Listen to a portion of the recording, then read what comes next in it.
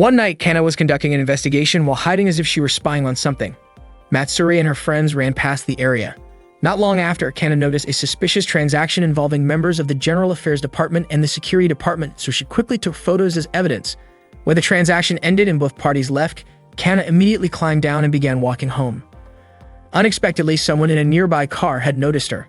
While Kana was checking the photos she had just taken, she realized that the Security Department and the General Affairs Department were secretly working together. A black car drove toward her, and Kana thought to herself how cheap the price of justice could be. She was convinced that if the photos were made public, one of the organizations would be exposed. The black car suddenly struck her, and the girl driving the car took the memory card from Kana's camera before fleeing the scene and leaving Kana behind. The next morning, the alarm in Chisado's room rang loudly. Chisado quickly got up and opened her curtains to greet the new day. She changed her clothes and prepared to leave for school, while Yuki was still sound asleep in his room. Chisado walked to Yuki's room and found him still fast asleep. She lay on top of him playfully, which startled him, and tried to wake him up since it was already late, but he refused to get up. Chisado kept shaking his shoulders, wondering why he would not wake up even though his cheerful childhood friend was already trying to rouse him. Because Yuki continued to ignore her, Chisado hugged him and rolled him off the bed onto the floor. She sat on top of him and teased him by asking if he liked being woken up that way. Chisado reminded him to hurry and get ready so they would not miss the morning train. Suddenly, Chisado noticed something on Yuki that startled her, causing her to scream in surprise and slap him out of reflex. Later that morning, Chisado and Yuki walked to school together and met Mifuyu on the way.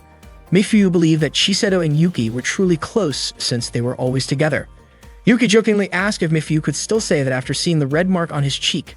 Mifuyu commented that the slap must have hurt and wondered what Chisado had done to him. Chisado admitted that she slapped him because he showed her something strange, but Yuki claimed it was just an accident. Mifuyu gently touched Yuki's cheek and told him she hoped the pain would fade soon. Yuki was so touched that he hugged Mifuyu and said she was always so kind, unlike Chisado. Playing along with the moment, Yuki dramatically declared that he loved Mifuyu and asked if she would be his girlfriend. Mifuyu thanked him warmly but said she had already fallen in love with someone else. Yuki was shocked to hear this, and Chisado commented that Yuki should have realized his feelings sooner, that it was already too late. Mifuyu encouraged Yuki to stay strong, believing he would find true love someday. Their playful scene ended up drawing attention from people passing by. Yuki, Chisado, and Mifuyu were all high school students.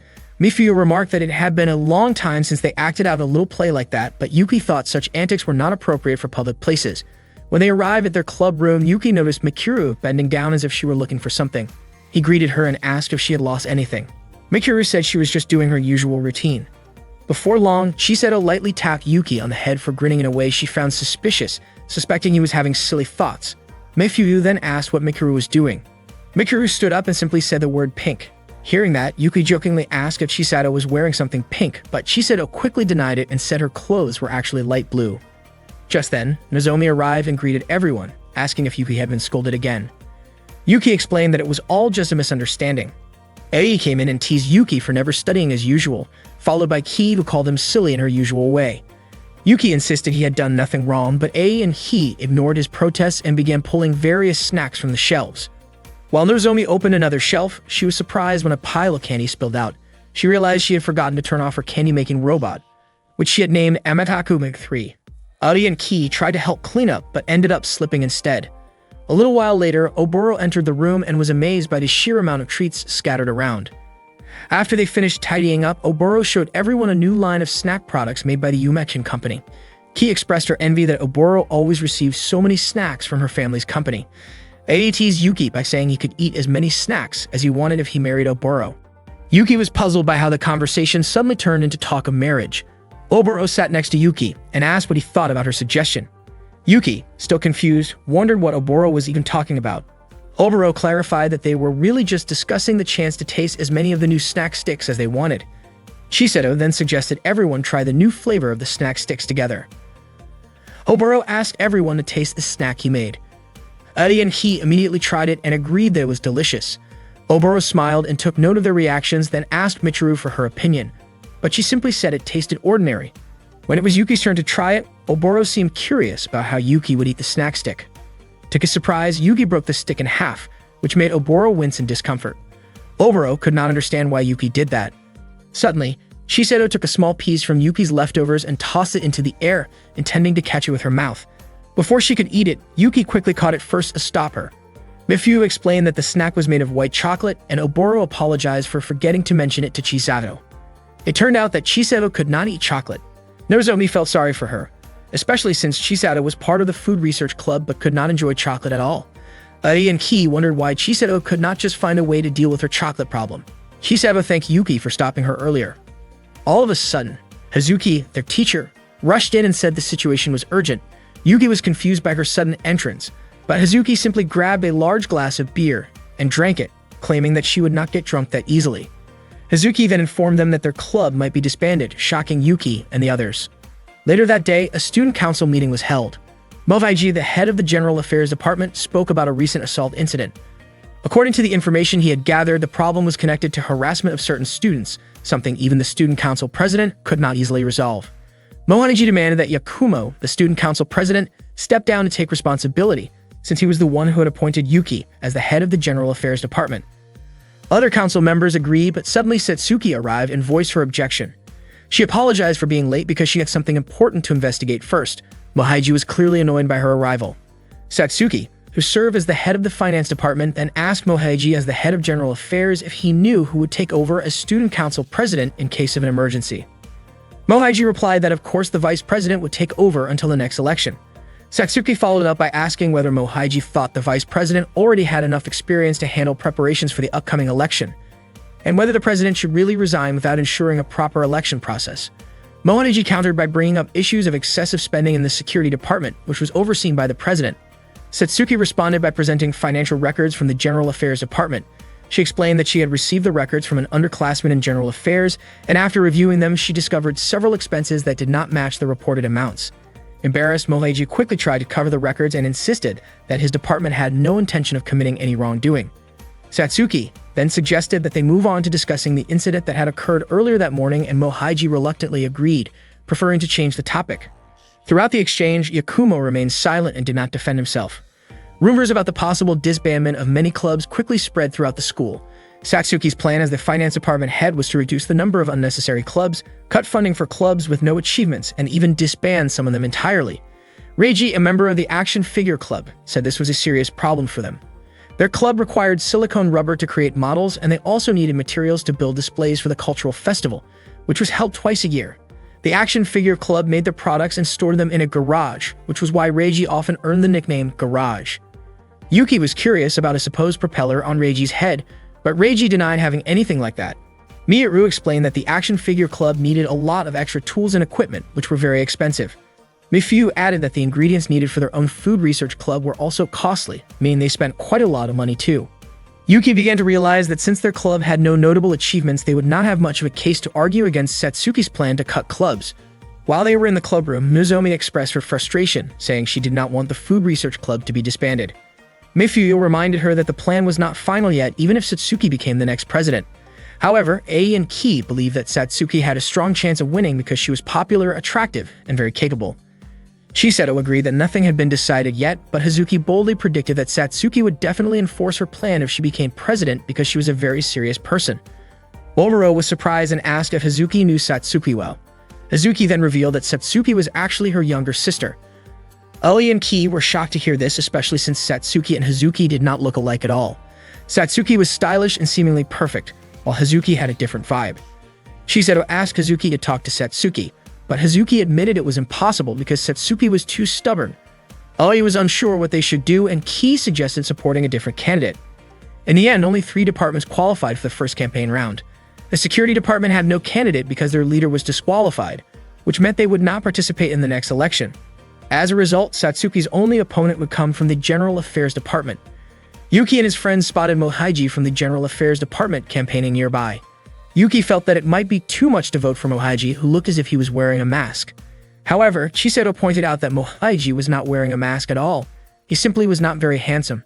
Yuki started to wonder if he was the only one seeing Mohaiji as if he had a mask on, just like how he thought he saw a propeller on Reiji's head the other day. He began to suspect that maybe he was imagining things. Suddenly, Mohaiji approached Yuki and introduced himself. He politely asked Yuki and the others to vote for him as the next student council president and handed them a prepaid cafeteria card. Chisato questioned whether this meant Mohaiji was trying to bribe them. Mohaiji quickly denied it and explained that it was only a small token of appreciation. Before long, other students nearby started calling out to Mohaiji and asked for the same card, and he happily handed more of them out. Shiseto realized that what Mohaiji was doing went against the rules, but Yuki pointed out that it technically wasn't a violation since the official campaign period had not started yet. All of a sudden, a girl came running and couldn't stop in time. She accidentally bumped into Yuki, causing him to fall. Yuki was startled when he realized how close she was as she quickly apologized and asked if he was hurt. Yuki also asked if she was okay. After the girl left, Shiseto noticed the small smile on Yuki's face. It turned out that the girl was likely a scholarship student since she boarded the special bus provided for scholarship recipients. Shiseto guessed that she might also have a part-time job, which could explain why she was in such a hurry. Yuki then noticed a key on the ground, which he assumed might belong to the girl. Later in the club room, Shiseto and the others refused to support Mohaiji because of his questionable tactics. They had all sensed trouble since they did not have a strong candidate of their own to back. Hazuki suggested that one of them should consider running for student council president, but Yuki was unsure if any of them could actually win. Hazuki pointed out that they could either stay silent and do nothing or take a chance, even if the odds were slim. If there were no other options, trying would not hurt. Shiseto agreed because she did not want to just sit around and watch their food research club get disbanded. She even felt excited about the idea of standing up to the finance department.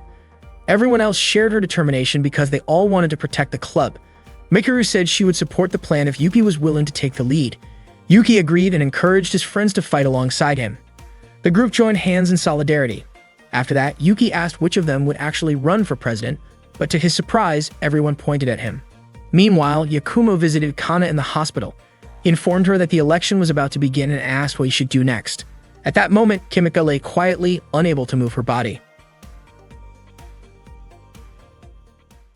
Yuki wondered why his friends had chosen him to run for student council president. They supported him because he was always willing to help, while Ki reminded him not to back out. Nozomi was ready to support him in any way she could, and Oboro promised to always be there for him. Mifuyu also believed that Yuki was the right person for the job.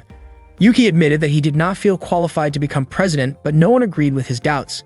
Hazuki pointed out that Yuki was popular because everyone trusted him, yet Yuki felt that people were simply pushing responsibilities onto him.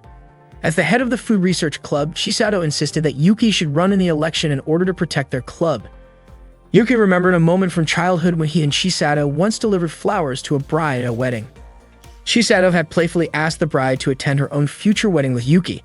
The bride smiled and said that it seemed like Yuki and Shiseto might already be in love. At that time, neither of them understood what love really meant, and the bride told them they would understand once they grew older. Even now, Yuki still felt uncertain about love, believing it was something he could not quite reach. Shiseto encouraged him to keep trying, telling him that love was closer than he thought. Yuki then woke from a nap to find Shiseto unexpectedly in his room. Still half asleep, he accidentally brushed against her shoulder when he reached out his hand. Startled and embarrassed, he quickly asked why she was there. Shiseto teasingly mentioned that people sometimes talk in their sleep and revealed that Yuki had murmured her name.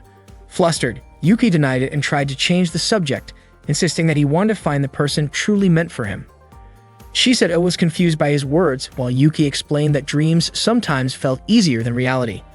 Shiseto reminded him that they had a Sunday club meeting to discuss the upcoming election, but Yuki refused to attend and even said he might quit the club to avoid becoming a candidate. Meanwhile, Mifuyu and the others reviewed a financial report from the school's accounting department and discovered that the Food Research Club was at the top of the list of clubs scheduled to be disbanded.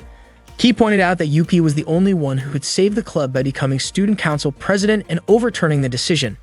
Shiseto informed them that Yuki had already refused and was thinking about leaving the club. While walking alone to school, Yuki wondered why everyone kept forcing responsibilities onto him. As he was lost in thought, Matsuri came running and accidentally bumped into him before quickly continuing on her way. Soon after, Ayumu passed by and greeted him, followed by Mao, who also offered a cheerful hello. Yuki realized that he had just encountered several girls from Matsuri's group. Moments later, a bicycle came speeding toward him and collided with him. Yuki winced in pain and instinctively apologized, only to be surprised when he recognized the cyclist as Satsuki. He quickly helped straighten her bicycle. Satsuki assured him that he did not need to apologize, admitting that she was also at fault for riding too fast to brake in time. She learned Yuki's name after noticing a dropped name card. Remembering that he needed to return a key to the academy, Yuki became nervous and repeatedly apologized. Satsuki smiled and gently told him that saying sorry too often could make the word lose its meaning. Yuki understood and gave one final sincere apology, which made both of them smile. Before parting, Yuki carefully corrected her on the proper way to pronounce his name, and Satsuki responded with a warm smile, calling him amusing. Elsewhere, Oboro asked Chisato why Yuki wanted to quit the club and why Chisato had not convinced him to stay. Oboro then decided to try persuading Yuki directly and called him. However, instead of a serious conversation, Oboro jokingly teased Yuki with exaggerated claims about their friendship. Yuki chose not to respond to the playful remarks and quickly ended the call. Oboro admitted to herself that she had failed to change his mind. At that time, Yuki passed by the lost and found room and noticed a girl he had met the day before stepping out. He greeted her and returned the key he had picked up earlier. She was delighted and asked where he had found it. Yuki explained that he had discovered it at the spot where they had accidentally bumped into each other. Grateful, the girl revealed that it was the key to her house and expressed relief that he had returned it so quickly.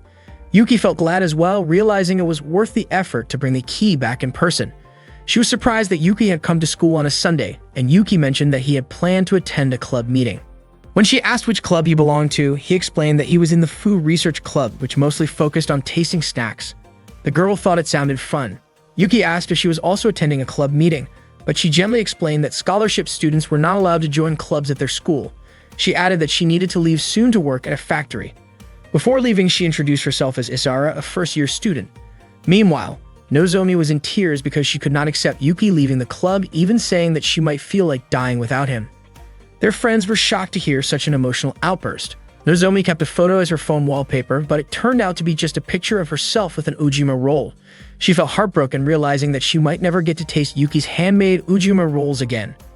At that time, Yuki was walking alone, wondering why he kept bumping into so many pretty girls that day and joking to himself that maybe his luck was on the rise. Suddenly, he collided with someone again.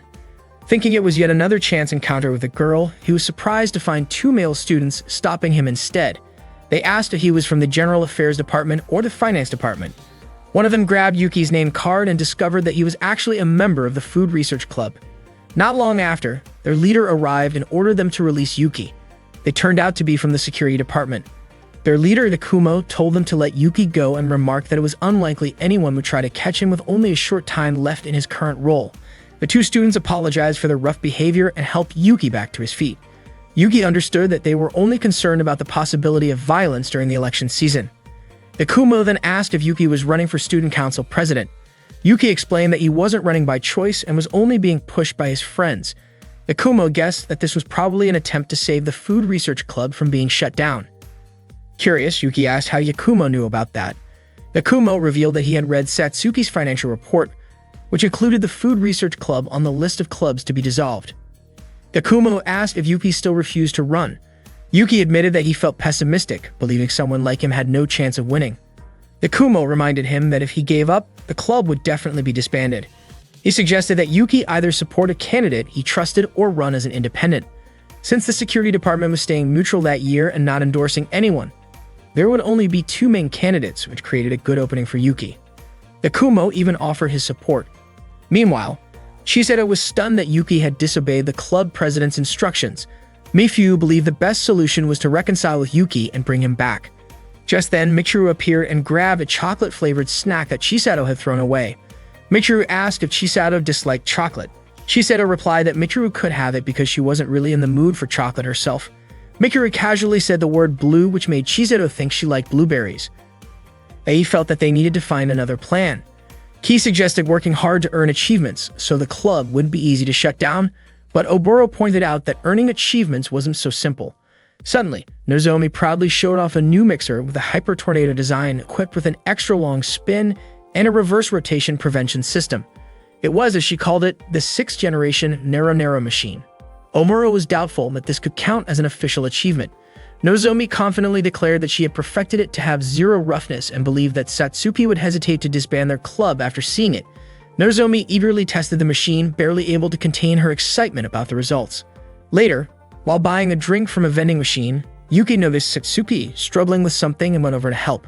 Once again, Satsuki mispronounced Yuki's name and even added Pico, teasing that he always bowed so often it reminded her of the sound. Her bicycle chain had come off and she was frustrated because she had a busy day ahead. Yuki offered to fix it, and after a bit of effort, the chain was back in place. Satsuki handed him a handkerchief since his hands were now dirty and thanked him for his help. As they walked together down the corridor, Yuki shared that he had been asked to run for student council president. To his surprise, Satsuki said that it was worth trying. Yuki then asked why she planned to disband the Food Research Club. Satsuki explained that the club's activities felt more like a group of close friends hanging out in the cafeteria drinking tea, which she believed did not meet the proper standards for an official school club. Yuki admitted that her reasoning wasn't wrong. Satsuki was surprised that he agreed so calmly. Yuki explained that he and the other members loved their club and wanted to keep it alive, which was why they would rather fight in the election than just sit and watch it fade away. He confessed that his decision to run was reckless and that he knew he had little chance of winning. Satsuki then asked if he knew the term used for racehorses that win competitions. Yuki answered, the strongest horses, but that wasn't what she meant. Satsuki explained that winning horses are simply the ones that actually compete. Horses that never race will never have a chance to win, and the same applied to elections. She added that she enjoyed watching people give their all, even when they knew the odds were against them. Yuki was deeply moved by her words. Satsuki hurried off to take care of her other errands, and Yuki felt truly grateful that she had listened to his worries despite her busy schedule. Yuki went to the food research club and was shocked to see how messy the club room had become. His friends were relieved and happy to see him back.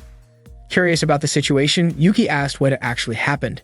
Shiseto explained that everyone had been feeling restless and uneasy because Yuki hadn't been around. After that, they all worked together to clean up the room.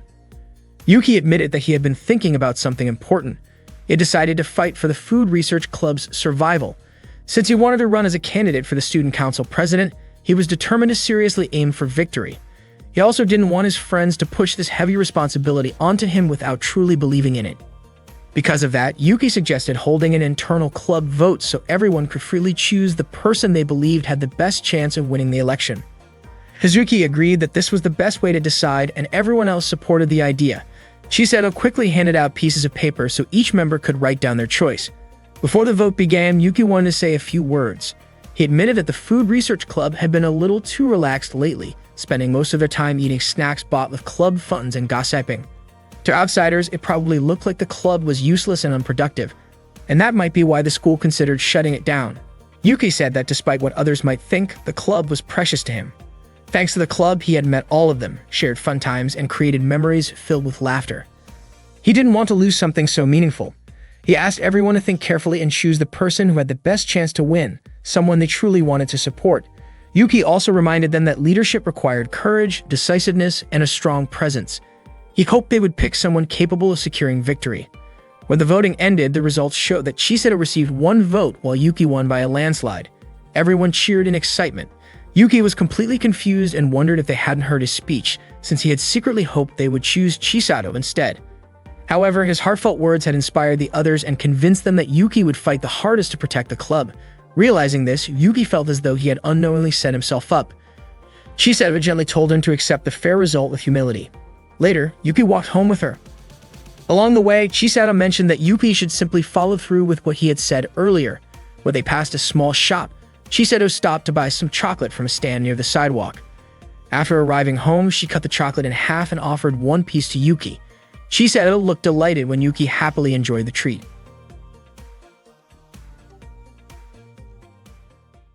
That day, Shiseto announced that their club room would serve as the campaign headquarters, and she volunteered to be a campaign chair. Everyone was excited to take on this new mission and started discussing what they wanted to do for the election campaign. Hazuki, being a teacher, could not directly help them, but at least she could give advice. Yuki had already submitted his registration form, which meant they were officially entering the campaign stage. Shiseto and the others were full of energy, but they were unsure what to do first. Hazuki explained that as part of the Student Council president election, the school would hold a preliminary round before the official voting. Anyone who failed to pass the preliminary round would not be able to run in the final election. It was essentially a stage where minority candidates would be eliminated. Since Yuki was considered a minority candidate, he asked everyone to think of ways to prevent that from happening. Hazuki told them that Yuki needed at least 10% of the votes to pass the preliminary round, which meant they needed around 600 votes just to qualify. Yuki wondered how they could possibly gather 600 votes. Shiseto thought maybe they could present a solid financial report. Oboro suggested they might need to win people's sympathy. Some members brought up ideas like increasing club budgets, doubling the Food Research Club's funding, offering snack allowances, and even joking about things like alcohol. Oboro argued that giving out allowances could lead to misuse of funds, so he proposed offering free snacks instead. Unfortunately, Yuki pointed out that those were just sweet campaign promises, and he wouldn't win with a financial report like that. The bigger issue was that none of them had real knowledge or experience in running a campaign. Suddenly, Yakumo entered the clubroom and Nozomi was overjoyed to see him. Nozomi and Yakumo had not met in a long time, as Yakumo used to be her classmate back in their first year. Shiseto was surprised to learn that Yuki also knew Yakumo. It turned out Yakumo had come to the Food Research Club to discuss Yuki's candidacy. He asked if they would be willing to accept help from the security department for Yuki's campaign. Everyone was shocked by the unexpected offer. Yuki asked why Yakumo had chosen him in particular. Before Yakumo could answer, Oboro jokingly claimed that if Yakumo had come to claim Yuki's body, he was too late because Yuki already belonged to him from head to toe. Yuki quickly told Oboro to stop making such jokes. Hazuki suspected that Yakumo was looking for something in return, and Yakumo admitted it. The security department didn't want to lose their standing to either the finance department or the general affairs department. Nozomi wondered why they couldn't just wait and run next year. Yakumo explained that an election is usually won by the party already in power, and once authority is handed over, it's extremely difficult to regain it. Shiseto began to understand that if Yuki managed to win this election, all three departments would be on equal footing next year. Yuki asked again why Yakumo had chosen him when there were other candidates. Yakumo revealed that Yuki actually had a good chance of making it through the preliminary round. Yakumo explained that Satsuki's recent financial report had been leaked, and his research showed that the finance department's support had dropped by 10%. The decline was due to Satsuki putting too much pressure on financial aid reforms, but the main reason was the controversial plan to reform the school clubs. Many clubs were about to face budget cuts, and they were already opposing the reforms. If Yuki's team openly showed that they opposed the club reforms, they could gain the support of those clubs. The Food Research Club itself was on the list of clubs scheduled to be dissolved, which meant that a candidate who spoke out against the reforms would quickly gain backing. Oboro pointed out that if the General Affairs Department acted first, they would be the ones to collect those votes. Yakumo responded that the General Affairs Department planned to launch the real campaign only after the preliminary round and would later release a financial report to attack Satsuki's weaker positions. Hazuki asked how the votes would look in numbers.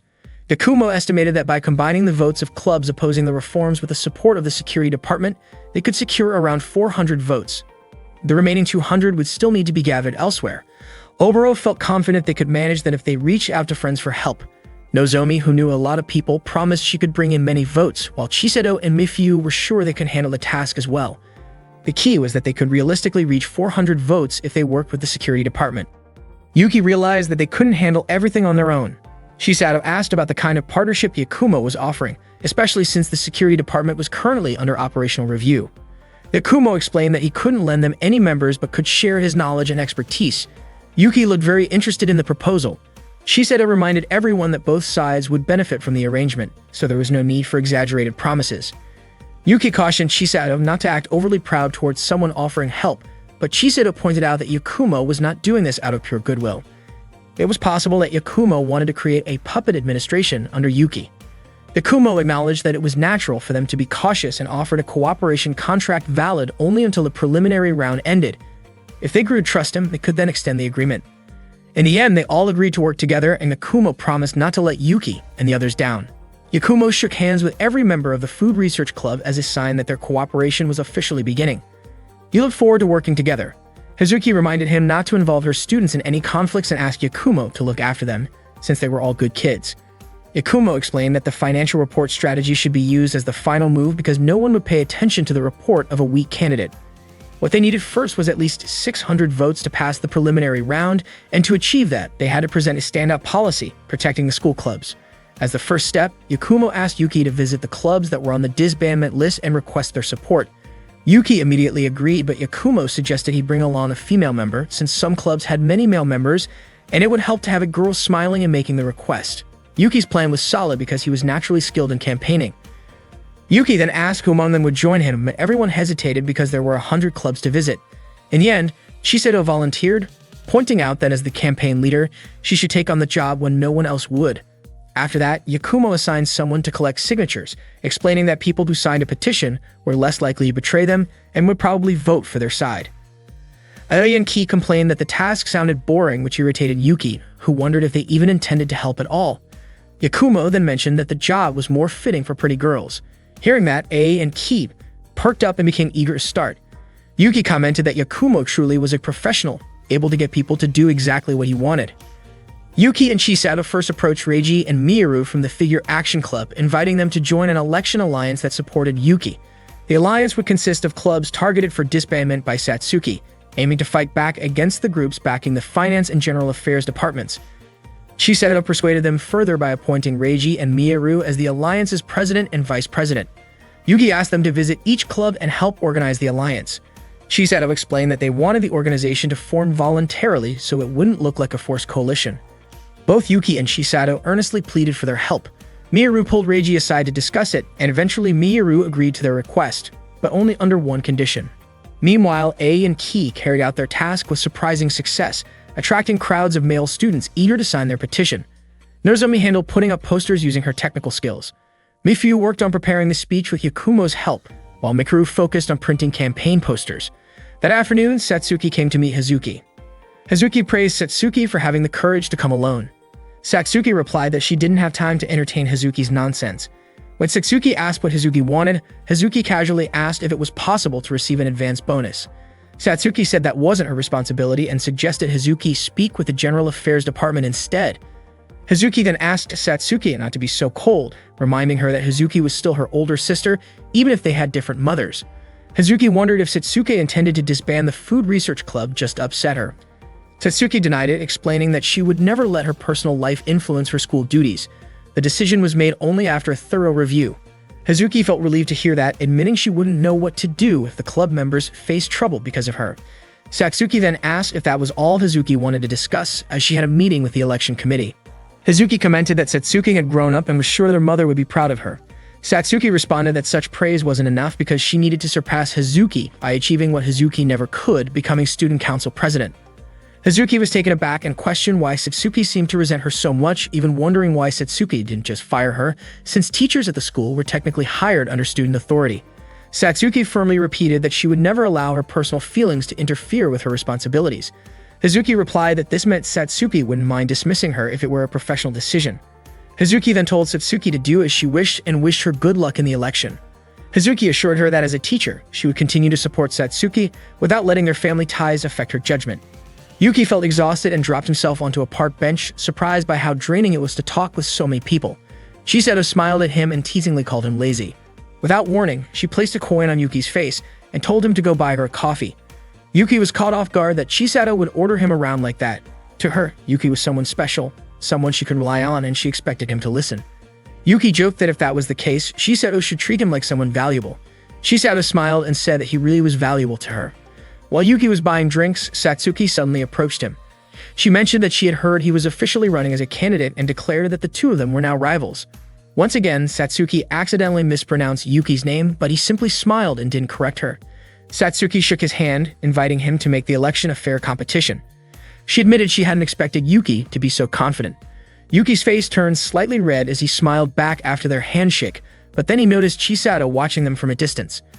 Chisato immediately scolded Yuki for acting so friendly with someone she saw as an opponent. Yuki tried to explain that it wasn't what she thought. Chisato, clearly frustrated, demanded to know why Yuki could get along so easily with Satsuki and why he hadn't told her about their interaction. Seeing her worked up like that, Yuki lightly tossed her a drink in to get her attention. Not long after, Yuki received a message from Hazuki, who said she was craving meat and boiled potatoes. As Yuki read the message, Chisato was suddenly standing beside him, pressing him for an explanation about what had happened with Satsuki. That evening, Yuki went grocery shopping. While stopping to check his bags, he noticed Mikuru quietly standing behind a utility pole. A moment later, Ayumu came by and peeked into Yuki's shopping bag. Seeing shirataki noodles inside, Ayumu guessed that he might be planning to cook curry. Yuki laughed and explained that shirataki isn't usually used for curry. When he looked back, Mikuru had already disappeared. Ayumu then guessed he might be making a stew instead, with shirataki as a substitute for meat. Later, Yuki visited Hazuki's house and cooked dinner for her. Hazuki was delighted by how delicious his cooking turned out to be. While they were enjoying the meal, Chisato sent Yuki a message asking where he was. Hazuki smirked, guessing that Chisato was the one looking for him, and casually remarked that it must be tough to have someone so possessive. Yuki quickly clarified that Chisato wasn't his girlfriend. After Chisato found out he was at Hazuki's place, she sent a greeting for Yuki for Hazuki. Out of the blue, Hazuki playfully asked how Yuki would feel if the two of them started dating. Yuki told her not to joke like that, but Hazuki replied that it wasn't impossible. After all, she was a girl and he was a guy. Yuki warned that if she kept teasing him like that, he might stop visiting her. Hazuki laughed and said she understood, but she still seemed curious about their situation. Yuki reminded her about a previous incident when she had been tipsy, though Hazuki insisted she remembered everything clearly. Yuki gently asked her to drop the subject. Hazuki promised to be more careful because she didn't want to upset him. She still wanted to enjoy his cooking again in the future. After finishing their meal, Hazuki thanked him warmly. They shared a friendly hug before Yuki said goodbye and headed home. Meanwhile, Mikuru sat alone at a playground, quietly holding a harmonica in her hands. Yuki noticed that a lot of students were running for the student council president position, which made him wonder if he even had a real chance to win. While walking down the hallway, he accidentally bumped into a ladder that had been left leaning against the wall. Startled, he looked up and saw Izara hanging from above, asking for help. Yuki quickly apologized for not noticing the ladder while he was walking. When Izara noticed the campaign poster of Yuki, she smiled and complimented him for running for student council president. Yuki admitted that he actually doubted himself, but for Izara, the fact that he had the courage to enter the election was already impressive. Yuki thanked her and asked what she was doing up there. Izara explained that she was helping with school maintenance because the factory where she usually worked was closed that day and she didn't want to waste her free time doing nothing.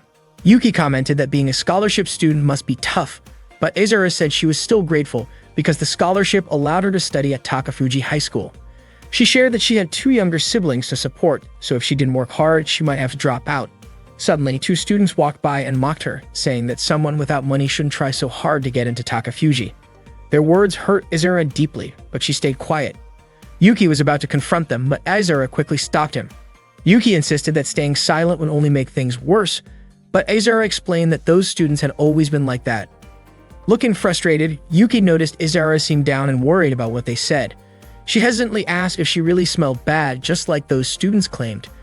Lifting her arms slightly, she asked Yuki to be honest. Flustered, Yuki's face turned red, but he moved closer to reassure her.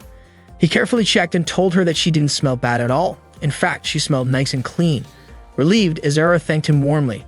Later, inside the food research club room, Chisato realized how expensive it was to run a campaign. Mifuyu added that they would definitely need to raise funds since they had no money at all. It seemed that the Security, Finance, and General Affairs departments received campaign funding from the school, but independent candidates like them had to handle everything themselves. Meanwhile, Yuki still couldn't stop thinking about the pleasant scent of Izara earlier, which distracted him so much that he almost said the wrong thing during their discussion.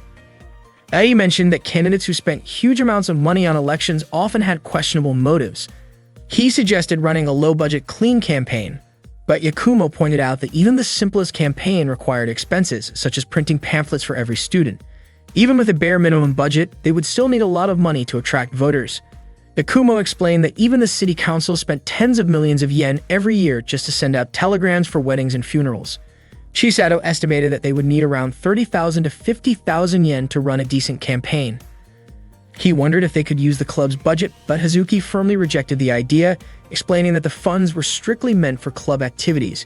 Using them for a campaign would be considered a misuse of the budget, and the finance department would definitely notice when reviewing their reports. Yakumo warned that if they broke the rules, any victory would be invalid. Yakumo then suggested 2 options. The first was to use their own personal savings. Chisato calculated that if everyone contributed 5,000 yen, they could collect around 40,000 yen, but none of them had that much money to spare.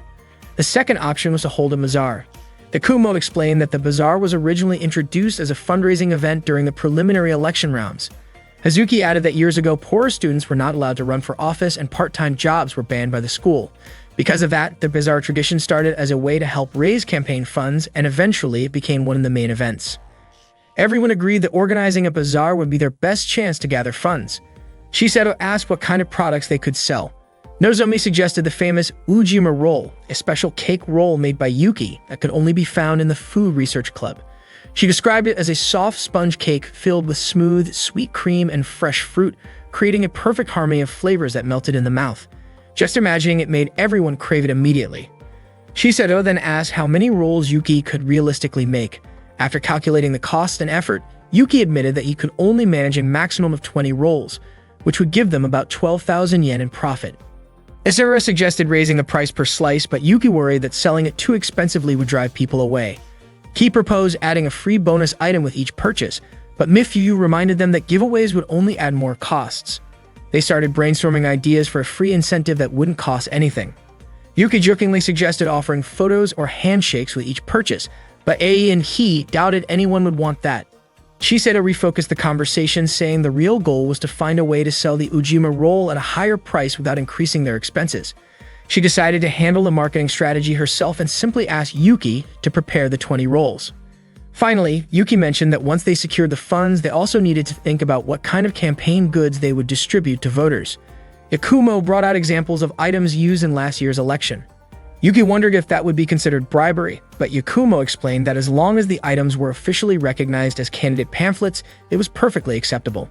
These goods would include the candidate's name and photo, leaving a lasting impression and helping people remember who to vote for.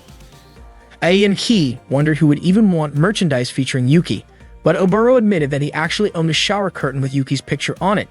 They did not have enough money or items for their campaign, so Ki suggested using the snacks they had to give away. However, Yakumo reminded everyone that using club funds for campaign purposes would count as misuse. Suddenly, Mikuru came up with the idea of using Yawa sticks. These sticks had not been purchased with club money. Oboro had received them for free. Excited by the idea, Oboro immediately asked his father to send more and boldly ordered 3,000 of them. Yuki said that for now they needed to figure out how to turn the Yawa sticks into proper campaign merchandise. Chiseto wrote the slogan, "Protect the freedom of school traditions" on the sticks, but Yuki felt that it did not look like an official pamphlet. Yakumo explained that a campaign pamphlet usually included the candidate's name and key issues. To be safe, they decided to take the item to the Campaign Administration Committee for approval. Chiseto asked A and Ki to deliver it, and the two of them quickly went to handle the task. Yuki pointed out that creating the pamphlets by hand would take too long, so Mifuyu suggested using labels instead.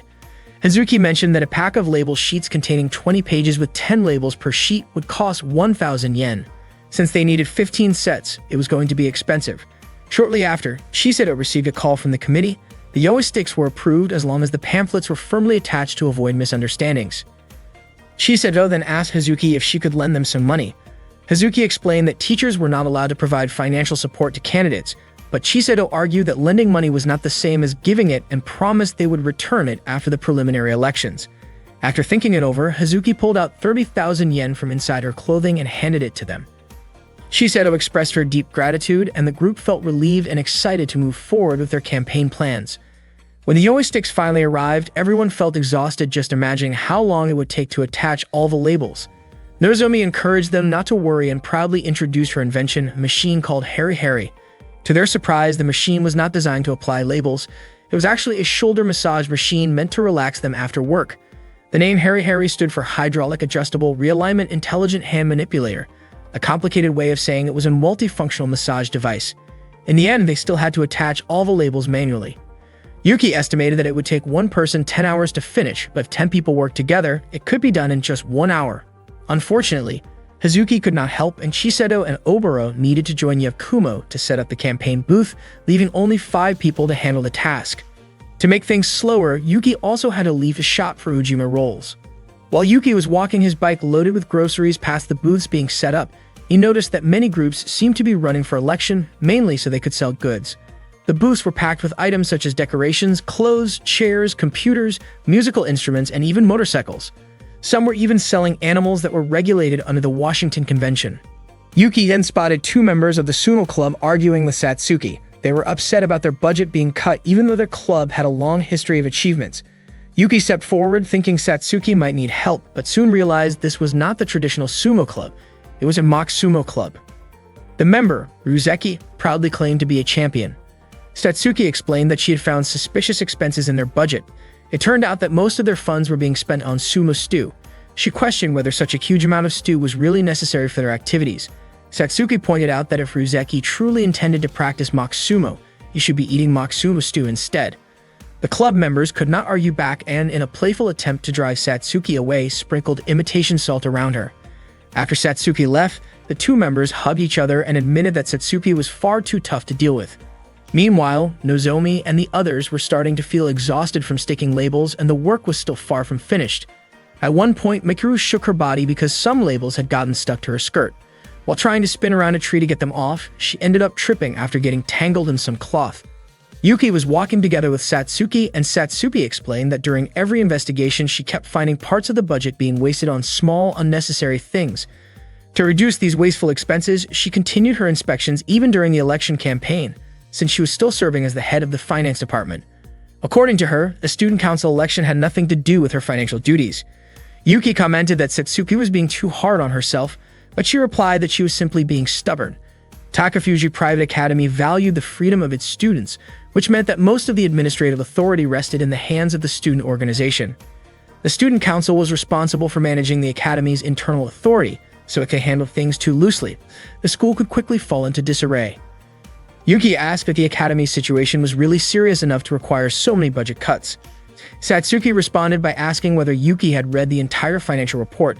She suspected he might have only focused on the sections about club disbandment and other obvious points, but she hoped he would carefully review everything.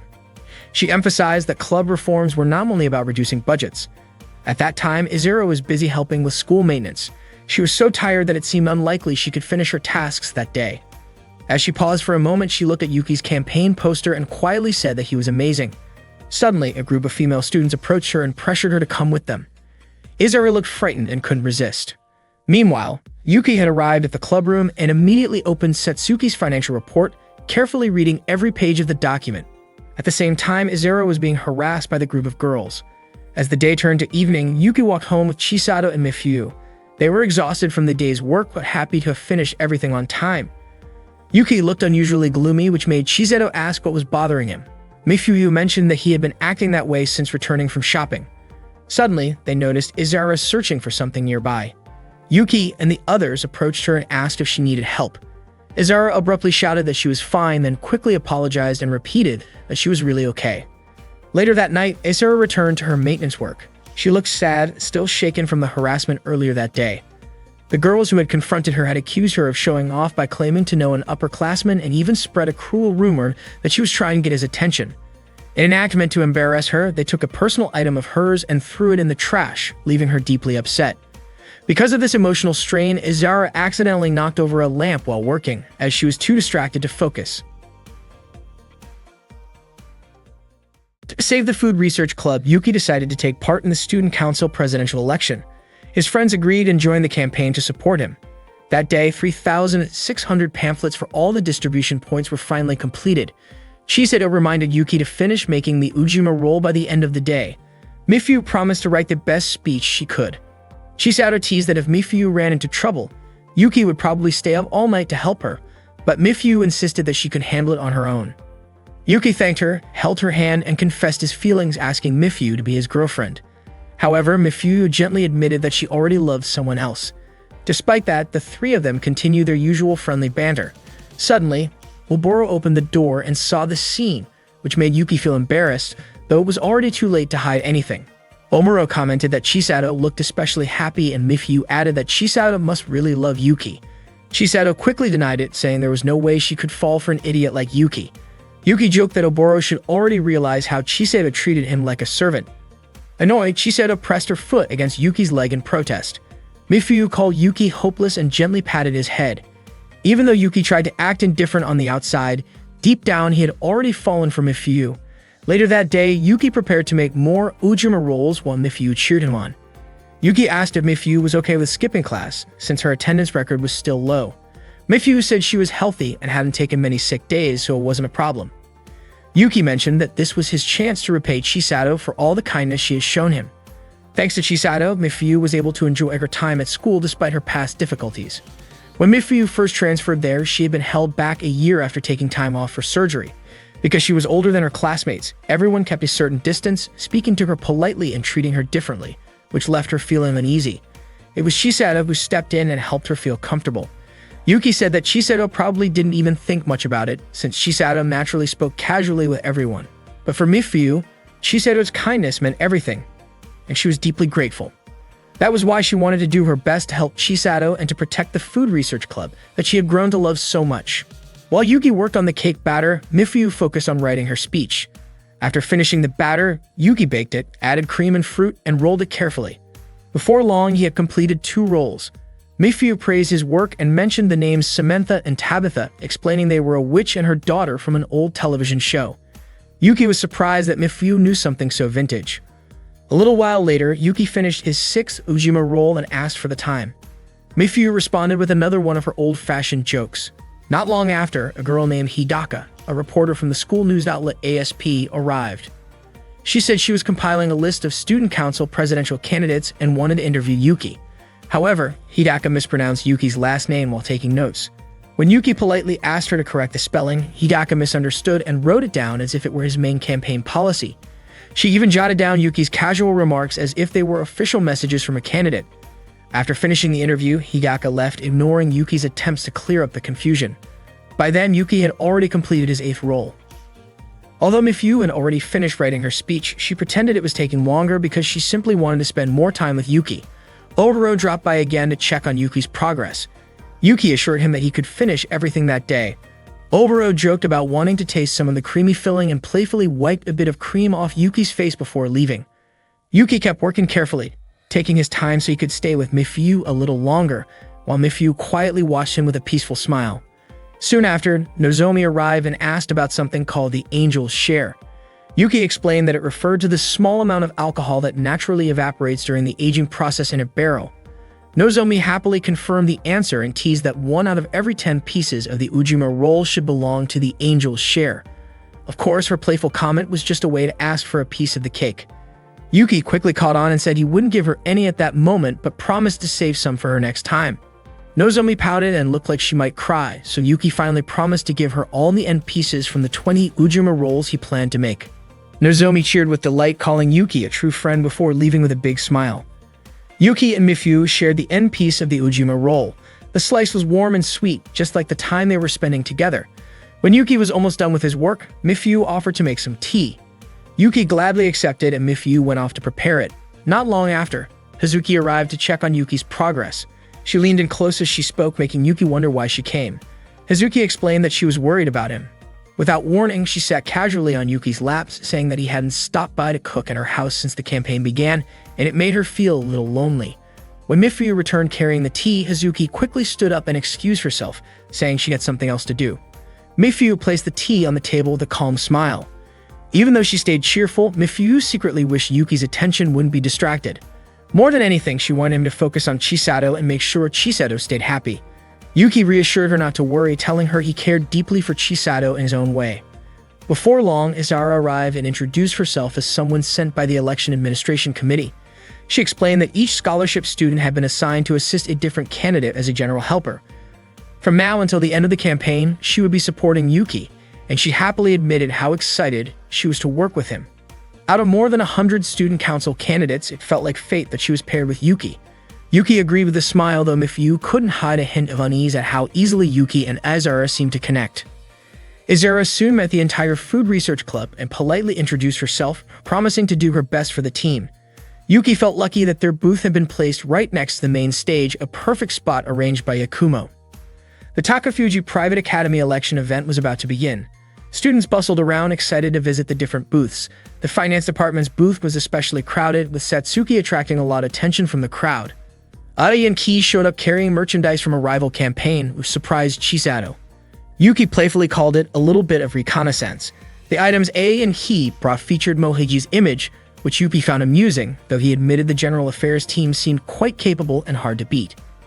Yuki was also surprised to see Miyaru and Reiji selling goods at their booth. Chisato explained that it was their way of returning the favor as the president and vice president of the election alliance. When Yuki asked why he hadn't heard about this plan, Chisato teased him for not noticing her secret arrangements. Nearby, Mekia displayed handmade figurines and garage kits, while Miyaru sold her self-published comics. As the crowd grew larger, Chisato urged everyone to get ready and reminded Yuki to prepare for his campaign speech. Unfortunately, Yuki had forgotten the printed script at home and hadn't fully memorized the long text. He at least needed a quick review before stepping on stage. Mifyu volunteered to print another copy right away. Meanwhile, Chisato and the others began handing out fun campaign sticks to draw more attention from students. Mikuru struggled to hand them out because of her soft voice, eventually giving one to a rare animal at a nearby booth instead. Reiji and Miyaru's booth became especially busy, which Yuki noted was the perfect time for them to sell their merchandise. Mikuru slowly gained confidence and started distributing more pamphlets as well. Soon, Chisato signaled Yuki that it was time to start selling Ojima rolls. Mifyu finished printing but accidentally brought one of her own stories instead of the speech. Flustered, she quickly reprinted the correct script. As the Ujima roll sales began, Nozomi shouted that the price was 300 yen. Yuki was confused since they had all agreed on 190 yen. Nozomi explained that it was Chisado's idea. Customers would be served by a cosplayer of their choice. A moment later, A and Ki appeared on stage in cosplay outfits and the crowd cheered. They announced that anyone who wanted a photo with them would need to buy an Ujima roll with a photo ticket, raising the price to 500 yen. Excited male students immediately rushed to purchase the rolls. Yuki was amazed at how quickly the plan increased their sales. Shiseido proudly asked for his opinion on her clever idea, catching him off guard when he noticed that she herself was wearing an elaborate cosplay costume. She playfully twirled around to show off her outfit, drawing plenty of attention from the crowd. Oboro soon joined in, also wearing a costume. Two female students gushed over how charming Oboro looked, even joking that he and Yuki looked like characters from their favorite magazine. Not long after, Miyaru announced that it was time for Oboro and Yuki to go up on stage next. Miyaru asked Yuki and Oboro to act out a scene where they fed each other, similar to what is often shown in boys' love stories. Yuki was shocked when he saw the suggested illustration that looked a lot like both of them. Miyaru explained that she was selling that magazine for 1,000 yen, including special requests, and then handed it to Yuki and Oboro. Oboro said there was no choice but to go along with it, even though Yuki was clearly annoyed by the situation. Oboro reminded him that it was all for the campaign fund. When Oboro fed Yuki with a snack stick, the girls around them screamed in excitement and took pictures. The next part of the plan involved a back hug, just like in the magazine, but Yuki decided to run away before it could happen. It was finally time for the candidates to give their speeches, but Yuki still hadn't received his speech draft. Not long after, Mifuyu arrived and apologized for being late. Chisato told her it was fine since it was also Yuki's fault for forgetting to bring the draft. Yuki held Mifuyu's hand and thanked her, then admitted that he loved her very much. Mifuyu, flustered, nervously said that she loved someone else. The practice play they were supposed to perform was about to continue, but Chisato reminded them that there was no time to act out such a scene. Yuki quickly got up to leave, but Chisato followed him to fix his tie. After that, she gently pushed him forward and gave him a light kiss on the back. Yuki immediately went to the waiting room to prepare for his turn. While waiting, Yuki sat face-to-face with Mohaiji. Mohaiji introduced himself and explained that the financial report of the Food Research Club was focused on maintaining the club's freedom to carry out its activities. He believed this approach went against the financial department's budget plan. Mohaiji said that Yuki's campaign program followed a similar path, so he would be very grateful for Yuki's support after the preliminary round. However, Yuki replied that he had no intention of ending his campaign during the preliminaries and was determined to move forward, which meant he would not be supporting Mohaiji. Mohaiji laughed and encouraged Yuki to keep following the path he believed in, though it might lead to a dead end. He promised that if that happened, he would be there to guide Yuki, and he kindly asked for Yuki's support. Soon after, it was Mohaiji's turn to give his speech. Meanwhile, Chisato thanked Mifuyu for her help and told her to take a break. Mifuyu opened a folder containing her own written story, thinking of throwing it away, but she realized that what she was holding was actually the speech draft. Mifuyu suddenly understood that she had accidentally given Yuki the wrong document, while at the same time Yuki was about to open the speech draft she had just handed to him. The preliminary day of the election bazaar went smoothly. Chisato kept promoting the Ujima rolls, while Miyaru enthusiastically offered her BL books to visitors. However, during all the excitement, Mifuyu looked restless, clearly unsure of what she should do. Michiru encouraged the visitors to support Yuki, while Aisara, noticing Mifuyu's uneasiness, asked what was troubling her. Oboro guessed that Mifuyu must have been nervous because the speech she had typed would soon be read out in public. Chisato tried to calm Mifuyu, assuring her that everything would be fine and that she would surely handle her task perfectly as always. But that was not what Mifuyu was worried about. It seemed she needed to deliver an important script as soon as possible. Unfortunately, before she could act, Yuki's turn to speak was suddenly announced. Hearing this, Mifuyu fainted on the spot. Yuki himself was caught off guard, realizing he had not even reviewed the contents of his speech. Yet, it turned out that there had been a miscommunication. The next turn actually belonged to Mohaiji. As soon as Mohaiji stepped up to the podium, the students cheered loudly. He greeted everyone confidently, and Yuki, watching from a nearby monitor, was surprised by how warmly the crowd welcomed him. Mohaiji reminded everyone not to choose the wrong successor for the student council president. He criticized the large and unnecessary expenses linked to the embarrassing Usawa incident and placed the blame on the security department that had been responsible for it. Mohaiji promised that if he were elected as the next student council president, he would scrutinize every detail of the budget and cut any unnecessary spending. He also hinted that while other candidates might sound promising, the students needed to think carefully about who was actually behind the budget planning. Yuki quickly realized that Mohaiji was indirectly targeting Satsuki with these accusations. Mohiji even claimed that Satsuki had approved suspicious budget allocations. Yuki was surprised to see that Mohiji's sharp statements were actually winning sympathy from the crowd. Mohiji ended by urging the students to vote for an honest candidate like himself. Yuki thought he no longer had time to listen to the other candidates because he desperately needed to review his own speech. Soon it was Satsuki's turn to speak. Before heading to the podium, Satsuki approached Yuki and encouraged him to do his best. The moment Satsuki appeared on stage, her supporters erupted in cheers, passionately showing their full support. Meanwhile, Mifyu had regained consciousness and immediately asked if Yuki had already given his speech. Shiseido quickly explained that Yuki had not yet spoken, prompting Mifyu to rush off in search of him.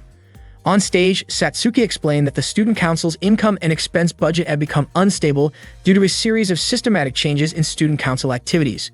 Mohiji, watching from the side, commented that Satsuki was outspoken and intimidating. According to him, Satsuki indeed had strong, pure policies that carefully considered the well-being of both the school and the student council, and her popularity was undeniable. Her straightforward personality made her words sound convincing, but he suggested that such honesty could also backfire. Mohiji seemed to intentionally make these remarks within Yuki's hearing range. Satsuki continued her speech, presenting her plan for bold, long-term reforms aimed at preserving the highest possible level of student autonomy. The students responded enthusiastically to her proposals. Yuki, however, struggled to focus on his own preparation. When he finally looked at the script in front of him, he started doubting whether it was truly his speech. While Satsuki's speech grew more passionate, Mifyu kept running toward Yuki with the real draft in her hands. The paper Yuki was reading contained Mifyu's heartfelt words, revealing her feelings that Yuki belonged with Shiseido and that she would be happy as long as Yuki and Shiseido were happy together. Mifyu eventually reached the waiting room where Yuki was supposed to be, frantically searching for him. By then, Satsuki had finished her speech with a warm declaration of love and gratitude toward everyone.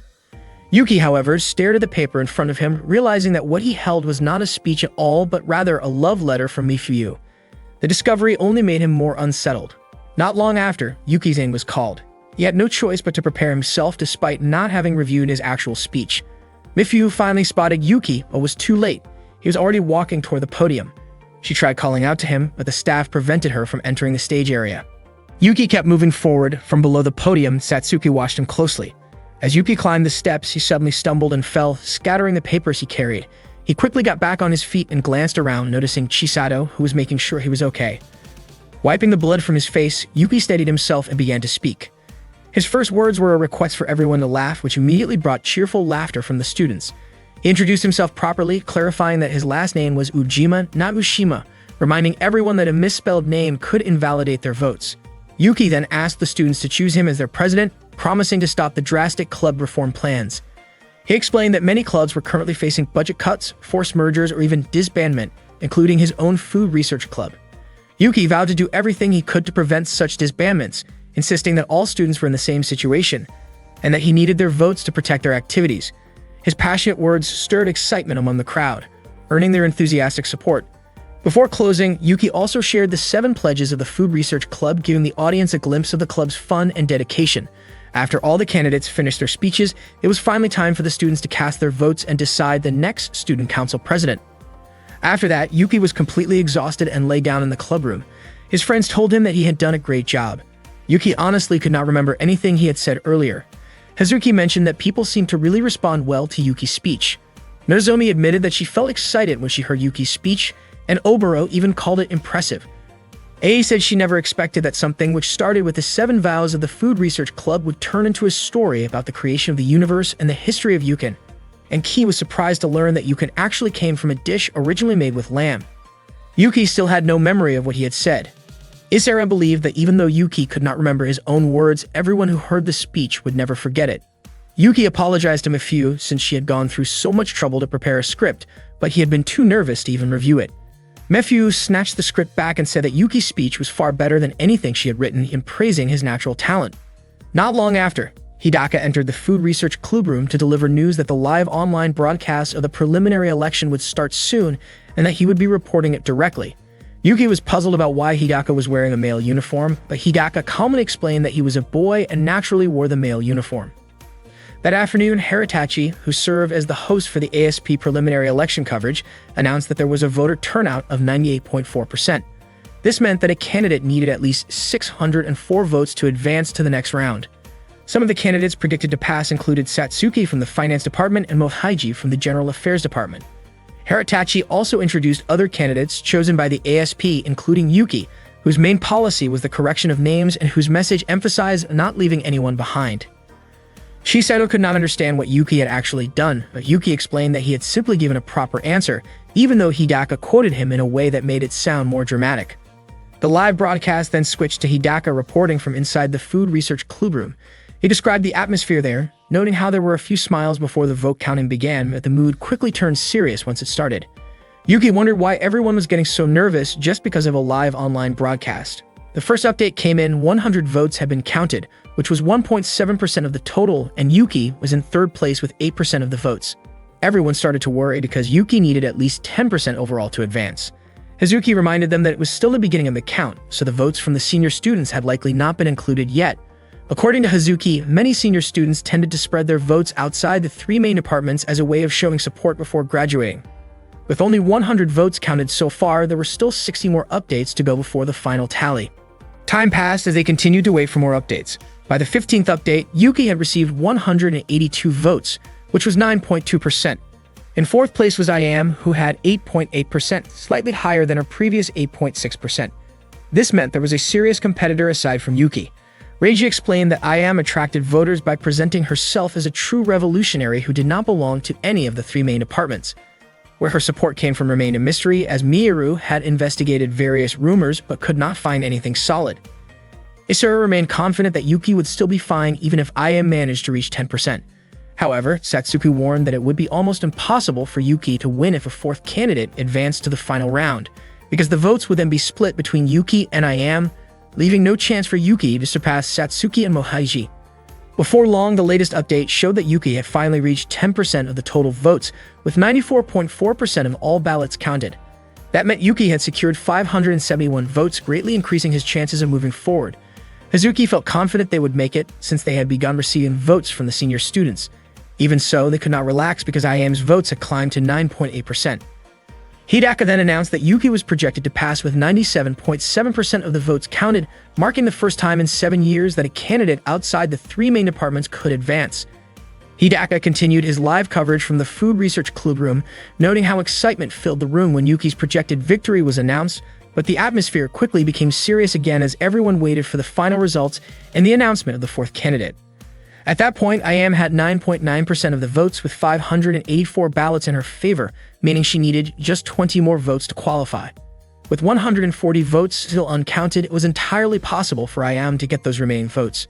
Yuki felt frustrated, realizing that even though their team was projected to pass, they still could not celebrate until the very end. With 99.3% of the votes counted, Yuki received 608 votes, which confirmed that he had safely passed the preliminary round. Meanwhile, IAM had 596 votes, and if she gained just 8 more, Yuki's chance of advancing would have been in danger. The atmosphere was incredibly tense as everyone continued to wait for the final update. Shiseido held Yuki's hand to help him stay calm, and not only that, she also held Izara's hand. Soon, everyone joined in, holding hands together as a show of unity while they awaited the final results. Before long, the last update was announced. IAM ended up with 602 votes, or 9.9% of the total, which meant she did not qualify. Yuki became the only independent candidate to advance to the next round of the Student Council presidential election. Their group erupted in cheers, celebrating the first big success they had achieved together. Hazuki was overjoyed and mentioned she would have a celebratory drink later that night. Momoro was deeply moved, almost unable to believe what had just happened. Reiji called it a miracle, though Miyaru admitted she had already expected this outcome. Michiru was thrilled as well and offered her congratulations to Yuki. Unexpectedly, Reiji and Miyaru presented some money, explaining that it was a portion of their sales profits. They understood that campaigning required a lot of resources, and their contribution, while not as large as the funds available to the finance department or the general affairs department, could still help. Shiseido expressed her gratitude and promised to use the money wisely. Yuki also thanked them all and vowed to give his best effort in the final election. Miyaru and Reiji encouraged him not to lose hope no matter what obstacles might come his way. Isara then invited everyone to cheer together, and they all shouted in celebration of Yuki's success in the preliminary round. During that joyful moment, Hidaka recorded the group's excitement and teamwork. Meanwhile, one of Yakumo's subordinates informed Yuki that IAM's identity had actually been a setup orchestrated by the Katahira faction. Yakumo commented that it seemed the Katahira group was trying to prevent him from carrying out his plans. To stay prepared, Yakumo instructed his team to gather detailed information on the people supporting Yuki. That day, Yuki walked home with Chisato, Mifuyu, and Asara. After being announced as one of the candidates who passed the preliminary round, Yuki was surprised at how smoothly everything had gone. It meant he was now one step closer to becoming the student council president. Chisato reminded him that even though he had cleared the first stage, it didn't mean he had already won the election, and she encouraged everyone to do their best for the upcoming camping trip. Mifuyu and Azara promised they would give their all for tomorrow's event. They were all happy with the hard work they had accomplished that day. Mifuyu and Azara parted ways with Yuki and Chisato near a street intersection. After that, Chisato invited Yuki to stop by a convenience store to buy some chocolate. When they arrived home, Chisato shared the chocolate with Yuki. She was delighted that something good had happened to them that day. Yuki felt certain that Daiki-kun would have been happy for them too. Chisato then placed a piece of chocolate in front of a photo of a young child. The next day, Yuki and his friends gathered in the food research club room. Yakumo congratulated him with a handshake and praised his team for working so well together during the preliminary round. He pointed out, however, that there was still a lot of work ahead. Yakumo began explaining their strategy for the student council presidential election. He showed the vote counts from the previous round. Yuki had reached the target of 600 votes, but Satsuki had received 2,700 votes and Mohaiji had gained 1,500 votes. Yakumo admitted that the numbers looked discouraging, but he asked everyone not to give up. He understood how they felt after seeing those results. However, Yakumo revealed that those numbers were not the true picture. He explained that the votes shown were the base votes, which were guaranteed for each faction and would not shift to another candidate, no matter what happened. Yuki asked if his 600 votes were considered base votes. Mifuyu suggested that maybe many of Yuki's supporters had simply voted for fun. Yakumo agreed that it might look that way, but even if it was just casual voting, their candidate still managed to pass the preliminary stage, and in a rather dramatic way at that. Hazuki thought most people would start supporting Yuki from that point onward. Yakumo then explained that if there were 6,000 students in total, with 3,000 base votes already locked, the remaining 3,000 were free votes. He believed Yuki could win those free votes if he could influence the undecided voters. One clue lay with IM, a candidate who had almost passed the preliminary round. Yuki realized he needed to show people that he was not tied to any particular department. He asked how that would convince voters to support him. Yuki explained that the finance department and the general affairs department were both part of the student council, so to many people, this election might look like an internal power struggle. Chisato pointed out that Yuki was different because he was a complete outsider, which gave him a special kind of credibility. Hazuki added that Yuki was like a third-party candidate trying to challenge the old system. Nozomi admitted she hadn't expected that strategy to actually influence voters, while Mifuyu felt it was a strong approach to counter Satsuki. Yakumo elaborated that Satsuki's campaign presented her as a revolutionary, but in reality she was still part of the finance department and a member of the student council. Chisato commented that if there was a revolutionary from within the system and an outsider like Yuki at the same time, it would create a powerful impression. Yakumo was confident that the voters would be swayed and that as many as 1,700 free votes could shift in Yuki's favor. After the meeting, Yuki and his friends worked together to make a huge campaign banner. Ali and Ki remarked that Yakumo was truly a professional and a reliable guy. Ki was sure that Yakumo must be very popular. It turned out that 99% of Yakumo's votes in the previous year had come from female students. Later, while Yuki was cooking with Asara, he wondered why A and Ki kept getting excited whenever they talked about Yakumo. Asara said many girls like guys who could cook because it was such a useful skill. Yuki was listening so intently to Asara that he accidentally cut his finger with a knife. Chisato immediately rushed over to check on him, but she was startled when she saw Izura gently put Yuki's finger in her mouth to stop the bleeding. Mifuyu and Hazuki were also surprised by her sudden action. Izura calmly explained that she was only trying to stop the bleeding. Chisato and Hazuki were clearly upset, but they couldn't really say anything. Mifuyu mentioned that Izura didn't need to go that far, but Izura said she always did that for her younger siblings. When the conversation turned to younger brothers, Chisato was reminded of her own younger brother who had passed away after being hit by a bus. Chisato told Izura that she shouldn't do things like that because Yuki was not her little brother. Izura then carefully placed a bandage on Yuki's finger. Yuki felt puzzled when he noticed Chisato quietly watching him. That evening, Yuki and his friends enjoyed dinner together. Yuki asked how the food tasted, and Michiru said it was delicious. Nozomi even called Yuki's homemade Japanese curry perfect and incredibly satisfying. Izura thanked him and said she was happy they all enjoyed it. Chisato offered to wash the dishes so Yuki and Izura could rest, but Izura politely declined, saying it was her job. Chisato reminded her to head home soon so her younger siblings wouldn't be left waiting. Mifu assured Azara not to worry about her. Azara thanked everyone warmly before leaving. That night, Yuki was relaxing in the outdoor bath. As he absent-mindedly brought his finger toward his mouth, Chisato suddenly called out to him. She walked over and joined him in the bath. Yuki's face stiffened with tension, but Chisato casually told him there was no need to act so shy. She recalled how, when they were children, she and Yuki often bathed together. Yuki asked why she was there, but Chisato simply said she did not need any reason to be by his side. She then rested her head on his shoulder. Feeling uneasy, Yuki suggested they leave the bath so they would not feel dizzy from staying too long. Chisato teasingly asked why Yuki was not making any move, wondering if he did not want to get closer to her. Before Yuki could respond, Oboro suddenly appeared, intending to join the bath. Yuki tried to stop him because he did not want Oboro to notice Chisato's presence, but Chisato had already hidden herself. When Oboro stepped in, Yuki's towel slipped and Oboro gave a small amused smile at the awkward situation. Later that night, after leaving the bath, Yuki took a walk around the camp. He came across Satsuki and Hazuki having a heated discussion. Soon Satsuki noticed Yuki standing nearby. Hazuki greeted him and Yuki quickly apologized, explaining that he had not meant to eavesdrop. Satsuki admitted it was her own fault for talking in such an open place. Yuki continued apologizing until Satsuki playfully warned that she would start calling him Pico if he kept saying sorry. Hazuki, surprised by their friendly exchange, remarked that she would not let Yuki carelessly charm other girls since he had already shared a kiss with her. After saying this, Hazuki walked away and Satsuki soon followed. Later, Yuki prepared to sleep in the same room as Oboro. Yuki was surprised to see that Oboro used a large number of alarm clocks. Oboro explained that he had only brought 10 clocks with him and actually used even more at home because he had trouble waking up. He joked that if he failed to wake up, he would rely on Yuki to help him. Still teasing, Oboro hoped Yuki would wake him up in a special way if necessary. Yuki found the joke irritating and tried to ignore him. Oboro admitted he had trouble falling asleep without his usual pillow and half-jokingly asked Yuki to let him use him as a body pillow. Without waiting for a reply, Oboro wrapped his arms around Yuki and locked him in a tight hold. Yuki struggled to move but could not escape.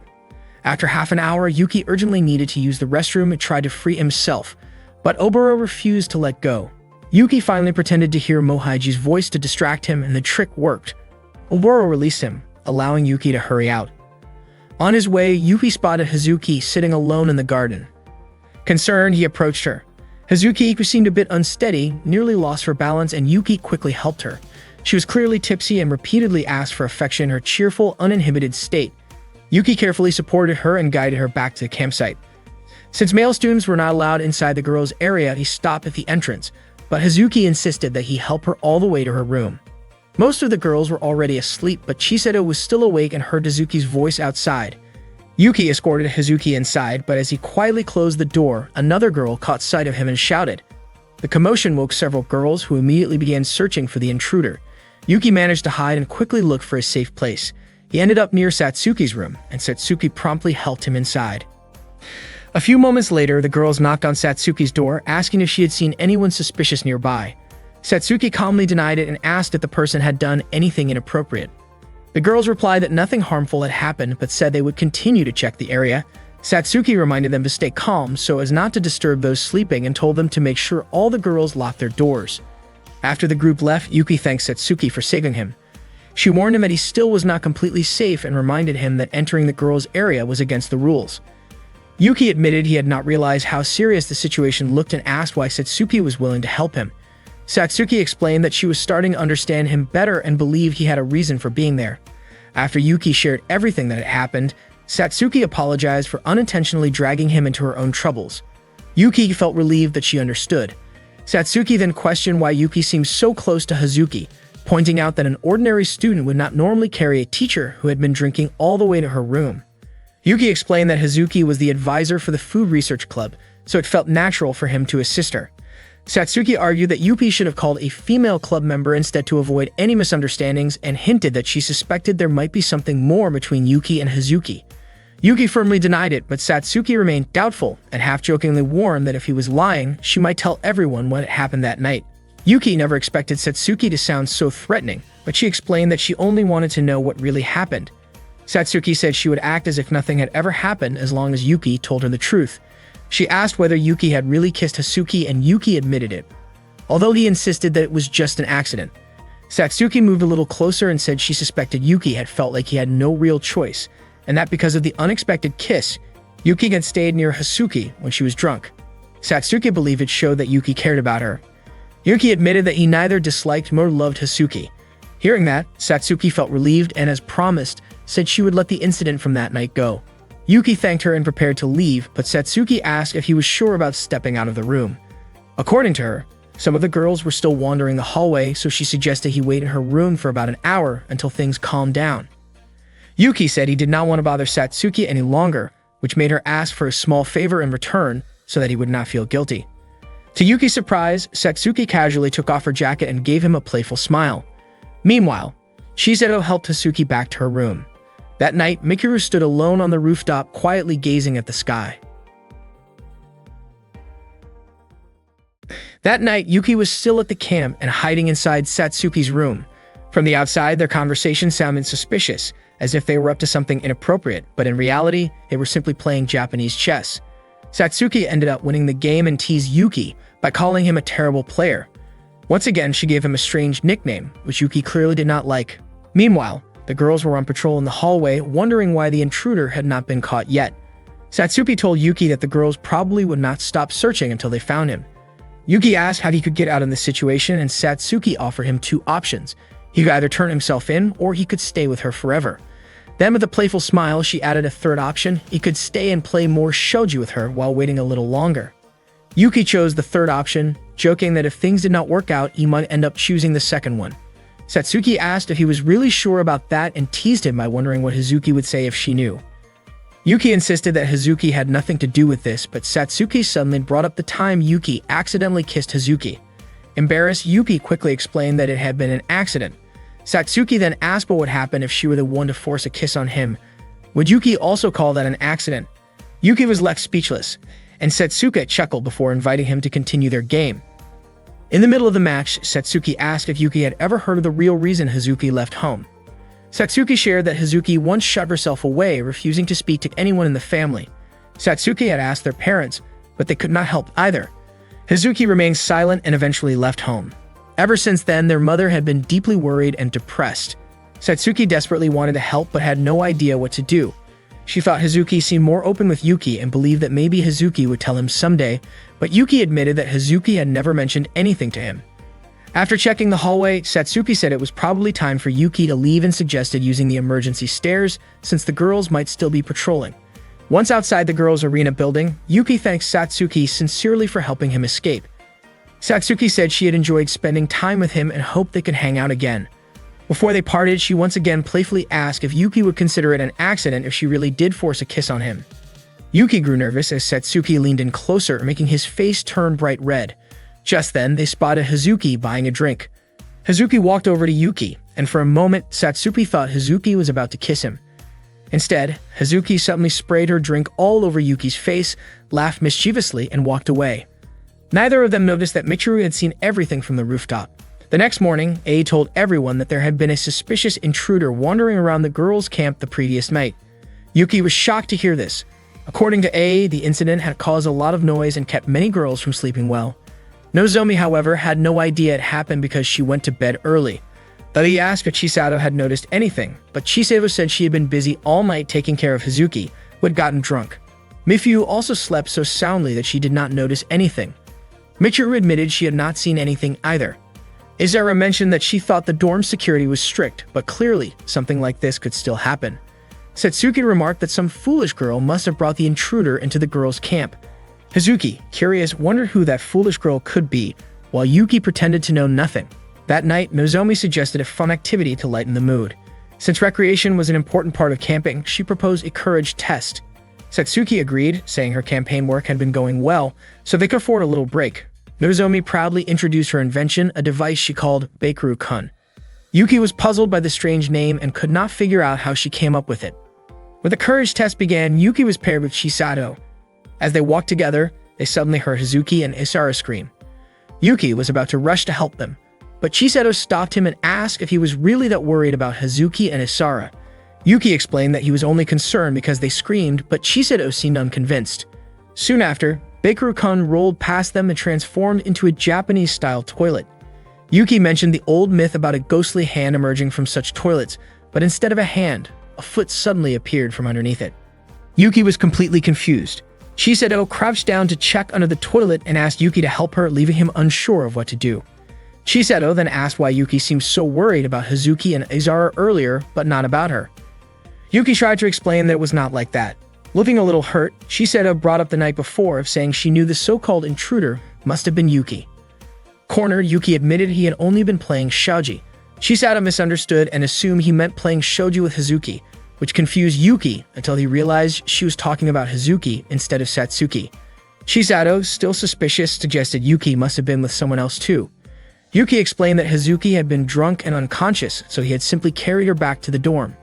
As the two continued their awkward conversation, Bakeru-kun quietly rolled away.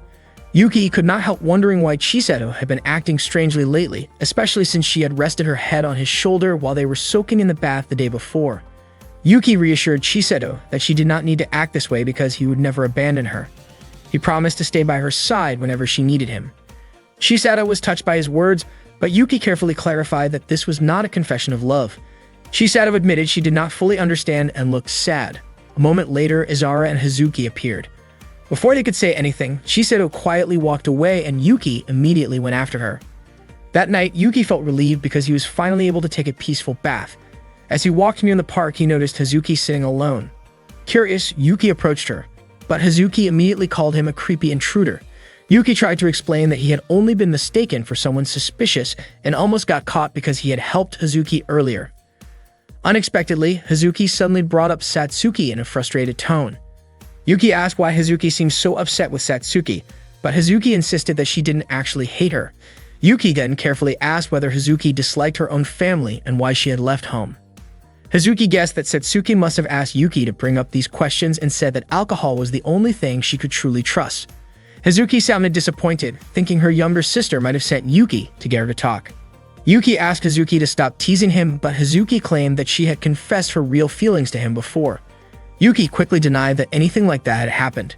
Hazuki then asked how he would react if she confessed right there. Without hesitation, Hazuki expressed her love and demanded an answer. Yuki turned his face away, admitting that he loved Hazuki too. Hazuki seemed puzzled, wondering why Yuki kept avoiding her even though she was talking about romantic love and making a serious confession, not a joke. Yuki explained that he had held back his own feelings because he thought it was the mature thing to do. He also admitted he believed Hazuki had feelings for Chisato, but what really troubled him was the idea of dating Satsuki while still trying to understand Hazuki's emotions. Yuki said he needed more time to process everything before giving a proper answer. To Yuki's surprise, Hazuki suddenly called Satsuki and challenged her to a shogi match to decide who would win Yuki's heart. Hazuki promised that if Satsuki could defeat her, she would reveal the information Satsuki had been trying to learn. That same night, Hazuki and Satsuki sat down for a shogi battle with Yuki, caught awkwardly in the middle. Hazuki hadn't expected Satsuki to accept so quickly, but Satsuki saw it as a good chance to uncover the truth. Hazuki playfully teased Satsuki by asking if she secretly liked Yuki, which made Satsuki flustered and asked her to stop. Satsuki suspected Hazuki might be drunk, but Hazuki confidently claimed that she was sober enough to know what she was doing. Satsuki became irritated and threw one of the shogi pieces in frustration. Hazuki smirked and suggested that Satsuki should learn more about love, but Satsuki calmly replied that she simply wasn't reckless like Hazuki. Hazuki smiled again and teased Satsuki, saying she acted as if she were some kind of pure and untouchable girl. The conversation suddenly took a sharper turn when Hazuki mentioned Satsuki's mother. Hazuki said that Satsuki's mother had been their father's second wife. Satsuki demanded that Hazuki stop talking about her mother in that way, but Hazuki continued, explaining that Satsuki's mother had once been their father's companion before marrying him after Hazuki's own mother passed away. Hazuki pointed out that Satsuki was fortunate to have been born after the marriage because if she had been born earlier, people might have looked down on her for coming from an unrecognized relationship. Satsuki was clearly upset and told Hazuki to stop. Hazuki then suggested that Satsuki must be happy that she had left home, which pushed Satsuki to her limit. Satsuki slapped Hazuki, but Hazuki only smiled and asked whether Satsuki was giving up the game. Hazuki then boldly claimed Yuki as her prize, but Satsuki refused to quit. She continued the match and declared that if she won, Hazuki would have to go home and apologize to their mother. Despite Satsuki's determination, Hazuki skillfully pushed her into check several times. During a match, Hazuki reached for a drink but couldn't find any beer in Satsuki's room.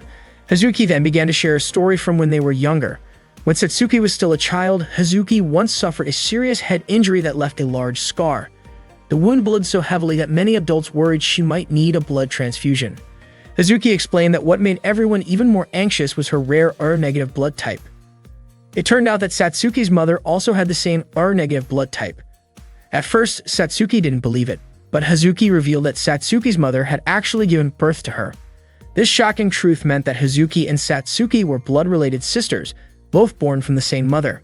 Satsuki mentioned that it might just be a coincidence, since a child with R-negative blood could still be born from two parents with R-positive blood. However, Hazuki had another piece of evidence. She explained that long before she was born, her mother had to have her uterus removed due to an illness. When Hazuki eventually learned about it, her father hesitated to tell her the full story. It turned out that after Hazuki's late mother could no longer have children, her father ended up having a relationship with Satsuki's mother. Many relatives pressured Hazuki's father to leave his wife, who could no longer conceive, so he could marry the other woman. But Hazuki's father refused to abandon his wife and instead decided to have a child with the second woman while still staying with his wife. That child was Hazuki. To keep it hidden from the relatives, Hazuki's father raised Hazuki as his legitimate daughter, and Hazuki believed that must have been a heavy burden for her late mother. All Hazuki could remember was how her late mother had always given her love and care. After Hazuki's mother passed away, the second woman entered their lives, and not long after that, Satsuki was born. When Hazuki first gained a cute little sister, she chose to get along with the new family. But later, after a relative accidentally revealed the truth while drunk, Hazuki no longer knew how to face her family.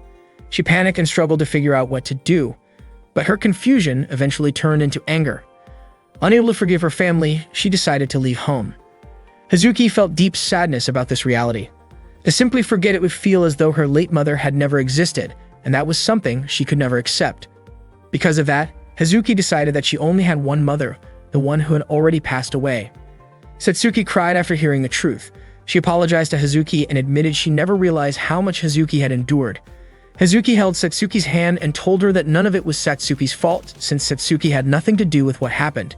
That night, Hazuki and Satsuki cried together and held each other tightly. Meanwhile, Yakumo received a report that Yuki had secretly met with Satsuki the previous night.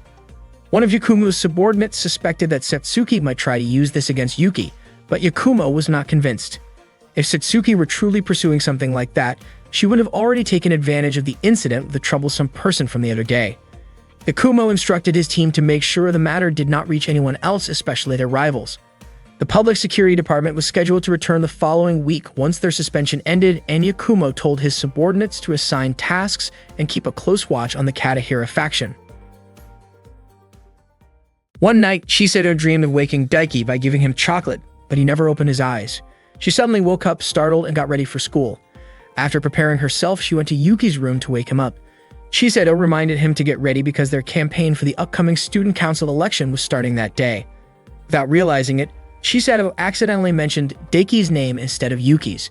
Meanwhile, the security department was holding a meeting led by Yakumo. The security department had long been the dominant party in school politics, but they were forced to step back from this year's election after an incident involving their leader, Uena. Yuki urged his team to start preparing early for next year's election. There were 3 candidates running for student council president that year: Satsuki from the finance department, Nohiji from the general affairs department, and Yuki himself as an independent candidate. Yuki explained that just like in previous years, the party in power would always have an advantage. If the departments were allowed to win this year, the security department's chances for next year would look bleak. However, if an independent candidate like Yuki, who had no hidden agenda, could become president, it would open a real opportunity for the security department to reclaim influence in the following election. Yakumo mentioned that one of their intelligence operators was secretly gathering information about Yuki, and Yuki reminded the team to keep this strictly confidential, especially from the Katahira faction. That morning, Yuki and Shiseto carried a huge stack of flyers around campus. Shiseto complained about how short-staffed their team was. As they headed down the stairs, a girl suddenly bumped into Yuki and fell. Yuki quickly apologized, and Shiseto worriedly asked if she was okay. The girl assured them she was fine, and Yuki helped her to her feet. Curious, the girl asked if Yuki was one of the candidates for student council president. Yuki introduced himself as an independent candidate who had passed the preliminary round. To his surprise, the girl admitted that she knew nothing about this year's election because she had been absent from school for a long time. She complimented Yuki on his name, and he handed her a flyer while politely asking for her support. Afterward, Yuki and Chisato continued handing out flyers. Chisato couldn't help but wonder why Yuki was acting so friendly with the girl they had just met. Not long after, Yuki noticed Satsuki and Hazuki arguing. The two were debating their recent shogi match. Hazuki suggested that Satsuki should have analyzed her opponent's moves more carefully. After Hazuki left, Satsuki greeted Yuki, who had been quietly listening. Yuki asked what was going on, thinking that Satsuki and Hazuki had already made up. Satsuki explained that Hazuki had tricked her, insisting that she should have been the winner of their game. Hazuki had apparently distracted her with a story from the past, which threw her off. Yuki reassured Satsuki that the outcome wasn't a big deal, pointing out that Satsuki probably wanted to hear Hazuki's story anyway. Satsuki, however, stressed that the situation mattered because Yuki had been the prize for the winner of their shogi match. Embarrassed, Satsuki quickly asked Yuki to forget she said anything. At that moment, Chisato appeared and questioned what they were talking about. Yuki froze, unable to explain in front of her. He introduced Chisato as the head of his campaign team. Satsuki clarified that there was no secret deal or hidden arrangement between her and Yuki regarding the election, assuring Chisato that it was nothing to worry about. She mentioned that they were simply discussing a personal matter. Chisato was caught off guard by that statement, and Yuki quickly asked Satsuki not to describe it that way. Afterward, Chisato seemed upset with Yuki, though she denied it when he asked.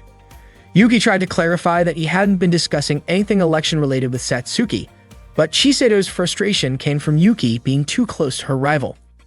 The two eventually regrouped with their team to continue distributing flyers. Ai and Ki scolded them for arriving late, and Chisato apologized, explaining that something unexpected had delayed them. Just then, Hazuki appeared and thanked Yuki for helping her resolve her disagreement with Satsuki. Yuki insisted that he hadn't done anything, but Hazuki smiled and said it was thanks to him anyway. Chisato quietly grew annoyed at how comfortable Hazuki seemed around Yuki. Later, Nozomi proudly showed off a device she had invented that could transform into a winner's stage. Mifuyu was thrilled by the creation, while Oboro noted that it matched Yakumomo's prediction that students would naturally be drawn to the setup as they arrived at school. Mifuyu revealed that she had secured the location for their campaign event. During all this excitement, Chisato became distracted as she watched a pair of siblings playing together nearby, which reminded her of Daiki. Yuki thanked Mifuyu for her hard work, and the team began rehearsing their skit, although Chisato chose not to participate and instead urged everyone to focus on their campaign duties.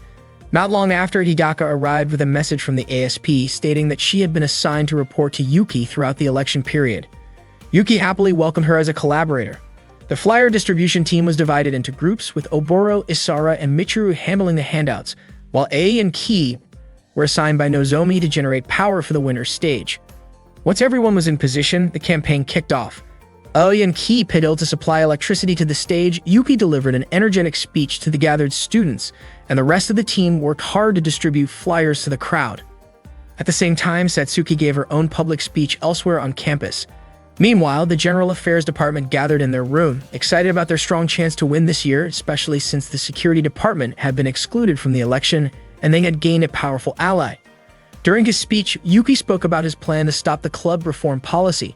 Chisato, Oboro, and Mifuyu encouraged the students to support an independent candidate who aimed to improve the academy. Michiru worked hard to hand out flyers, and Izara joined her in distributing brochures. However, a group of female students who often bullied Izara suddenly appeared, forcefully taking the flyers away. They claimed that scholarship students had no right to participate in the election. Izara calmly asked them to return the flyers. Yuki noticed what was happening, stopped his speech, and quickly went to help Izara. He firmly called out the girls, but they were surprised that Yuki would defend a scholarship student. Yuki felt angry, but Chisato stopped him and reminded him not to resort to violence, especially because he was in the middle of the campaign. Although Yuki was frustrated, Chisato pleaded with him to keep his temper. A short while later, two members of the security department arrived and asked the bullying girls to show their student ID cards. The girls tried to insist they had done nothing wrong, but the security department members had witnessed everything. Eventually, the girls handed over their IDs. The officers reminded them that they had violated student rule number 7 regarding respectful relationships with others, which required students to treat everyone with respect regardless of age, gender, or status. They also pointed out that the girls had broken the rule against harassment, even though the girls argued that they had not used physical violence. The officers clarified that verbal harassment counted as a form of violence. The case would be handled further by the security department. Shortly after, Hazuki arrived and asked what was going on. Chisato assured her that everything was under control and that the situation had been resolved. Izara expressed her gratitude to Yuki and the others. She admitted that she often experienced mistreatment from her classmates and had grown used to it, but she was actually more frightened of the security department members. Izara shared that one day, a scholarship student in her class had been called in by the security department and ended up so traumatized that she stopped coming to school entirely. Hazuki asked if that girl's case was related to the Yuna incident. Later, Yuki and his friends gathered in the food research club room, where Higaka explained the details of the Yuna incident. It began when an anonymous source reported to the security department that a scholarship student had stolen from the school's co-op store. Yuna, who was the head of the security department at the time, overstepped her authority during the investigation and even revealed the suspect's name despite a lack of solid evidence. Hazuki added that as a result, harassment toward the accused student increased, and eventually the student could no longer handle the pressure and dropped out of school. Hidaka revealed that the accusation was eventually proven to be false and Yuina was suspended for her mishandling of the case. Later on, Yakumo returned as the head of the security department while also serving as the student council president. According to Hazuki, the situation became somewhat calmer after Yakumo's return, but the security department never fully addressed the deeper issues. Izara once again thanked Yuki for helping her. Yuki said he was glad his actions made a difference for her. Hidaka playfully commented that Yuki looked really cool, though unfortunately, she had not managed to take a photo of him. Oboro pointed out that the scholarship system was supposed to support students both academically and financially. Hidaka explained that the policy was adopted to increase student enrollment without lowering the school's academic standards. The system allowed scholarship students to work for partner companies, and their earnings would help fund their education. Scholarship students, however, were prohibited from having part-time jobs so they could focus on the school-assigned work, and they were also not allowed to join clubs. Hazuki praised the scholarship students for their hard work and dedication. Nozomi stated that scholarship students should never face harassment and should take pride in their efforts. Yuki added that he wanted to include a new statement in his financial report. His goal was to end all forms of discrimination against scholarship students at Takafuji Academy. That day, Yumina came to the security department room and was warmly welcomed by its members. She felt like an executive who had just returned from a long absence. Yumina asked if Yakumo was doing all right, believing that he must have been under pressure for handling 2 roles while she was away. Yakumo brushed it off, explaining that the vice chair had managed everything. Yumina teased that it was probably easier to deal with all of that than to deal with her, especially since he seemed to sympathize with the Katahira faction. Yumina was eager to hear Yakumo's thoughts about the candidate Yuki. Meanwhile, Yuki and Chisato were visiting various clubs to ask for their support. They had just left the Dog Pot Club when Yuki wondered how that club was still surviving budget cuts, while the Food Research Club was on the verge of being shut down. Chisato questioned Yuki about adding the scholarship student issue into his campaign report, even though their original goal was simply to save the Food Research Club. She wondered why he suddenly included a policy like that. In her opinion, Yuki only needed to win the election and should focus on creating a report that would attract as many students as possible to their side. Yuki, however, was surprised because Chisato had also witnessed how many scholarship students were treated unfairly. Chisato argued that the majority of students looked down on scholarship recipients and that they were only a small minority. Yuki insisted he couldn't ignore the issue, though Chisato felt he should deal with it after winning the student council election. What mattered most for now was victory.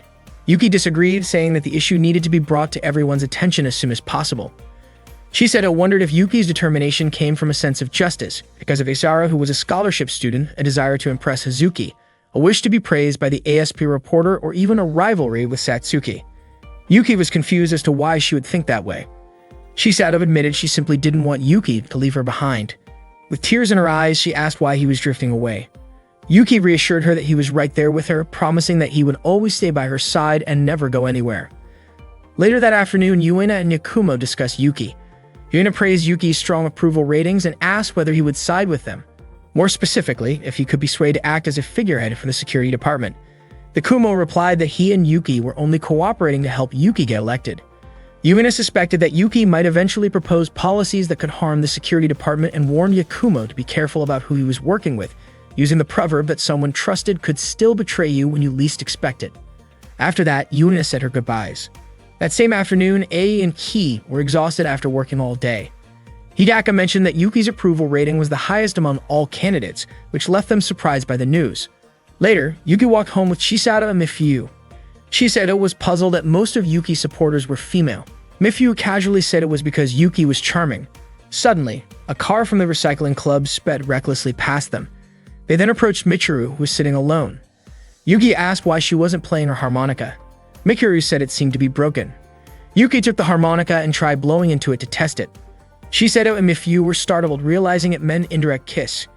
Yuki quickly apologized to Michiru, but she said she didn't mind as long as it was from him. Shiseido grew frustrated when she noticed Yuki blushing in embarrassment. Yuki then ran ahead, and without realizing it, a car suddenly sped toward him. Shiseido was struck with fear, instantly remembering the tragic accident involving Daiki, and screamed in panic. When Yuki was a little boy, he often refused to go to school even though his mother had to leave for work. No matter how much she tried, Yuki still wouldn't budge. One day, Shiseido showed up with a piece of chocolate and told him to eat it. Yuki took a bite, which instantly made Shiseido happy. From that day on, Shiseido kept giving Yuki chocolate whenever they played together, whether it was at the park or in his room. But one day, Yuki suddenly refused the chocolate. He said he didn't want to eat it anymore. That simple moment triggered a painful memory for Chisato, reminding her of the time Daiki refused to eat chocolate with her before a tragic accident. Overwhelmed with emotion, Chisato began to cry, apologizing and pleading for Daiki not to disappear from her heart. Seeing her like that, Yuki picked up the chocolate and ate it after all. He promised Chisato that he would never disappear, that he wouldn't go anywhere, and that he would always stay by her side no matter what happened. Not long after, Yuki was rushed to the hospital after being hit by a car. Shiseido cried nonstop while Mifu tried to comfort her. Later, Yuki came to see his friends and told them that the doctor said he was okay, but he would need to come back the next day for a follow-up check just to be safe. Mifu felt relieved that he didn't suffer any serious injuries. While they were at the hospital lobby, Yuki unexpectedly saw Yakumo carrying a bouquet of flowers. Shiseido immediately held on to Yuki's arm, still worried about him. Meanwhile, Satsuki went to the club room and asked if it was true that Yuki had been in an accident. Hazuki explained that Yuki had been hit by a delivery truck after suddenly jumping into the street, which startled the driver and made it hard to brake in time. Satsuki panicked and asked how Yuki was doing. Nozomi reassured her that Yuki was fine and completely unharmed. Hearing that, Satsuki let out a sigh of relief and hugged Hazuki. Ari and Ki jokingly called Yuki a troublemaker and said they actually felt bad for the truck driver. Izara and Oboro were simply grateful that Yuki was safe. Hazuki reminded everyone that Yuki needed to be more careful, especially with the student elections still going on. Satsuki called Yuki careless for making everyone worry and teased that maybe foolish Yuki suited him better. Just then, Yuki walked in, surprising Satsuki. Hazuki asked if he was really okay, but it seemed like Shiseido was the one who wasn't fine.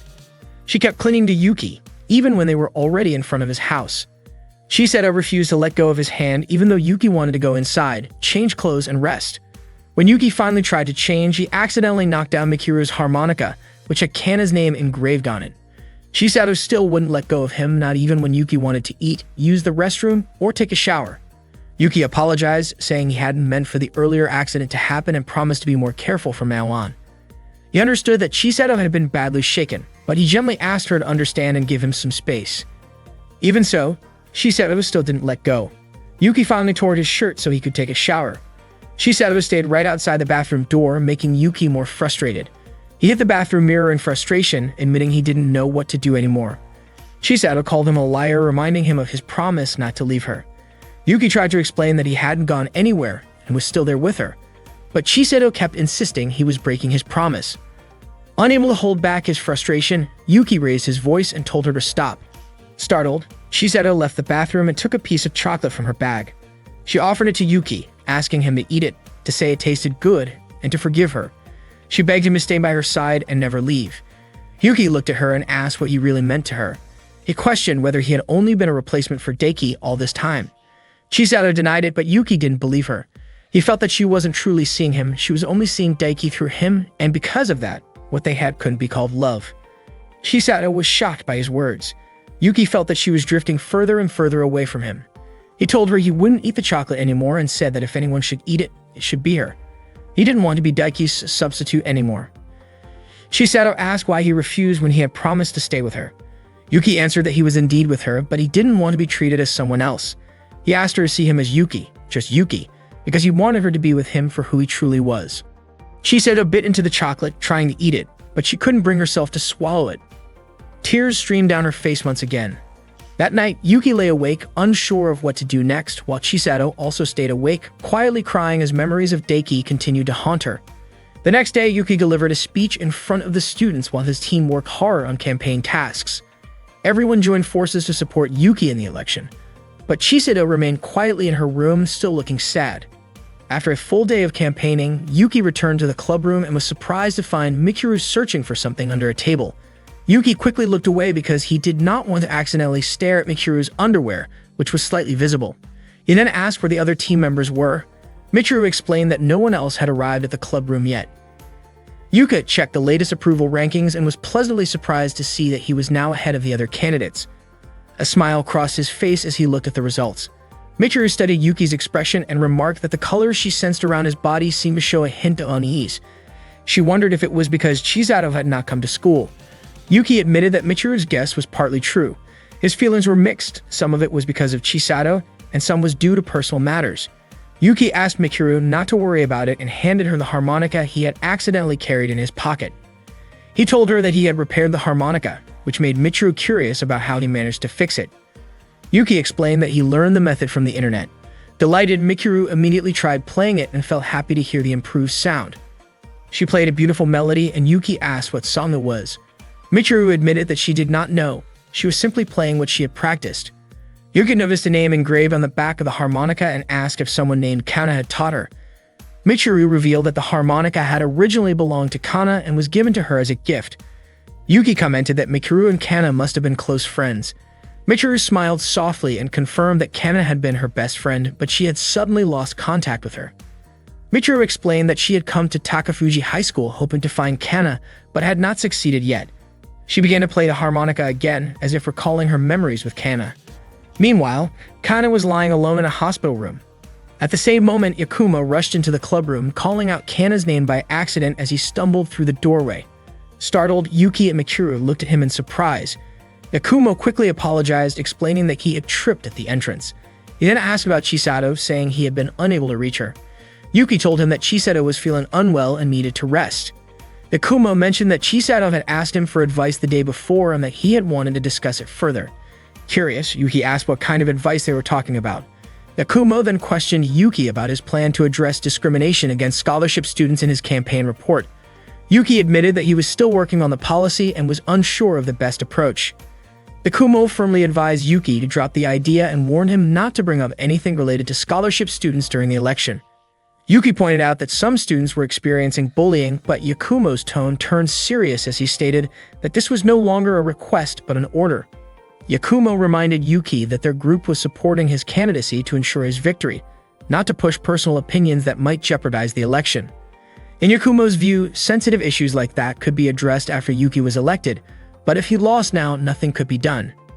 Yakumo explained that noble calls for change would remain empty unless Yuki first gained the platform and resources needed to turn ideals into reality.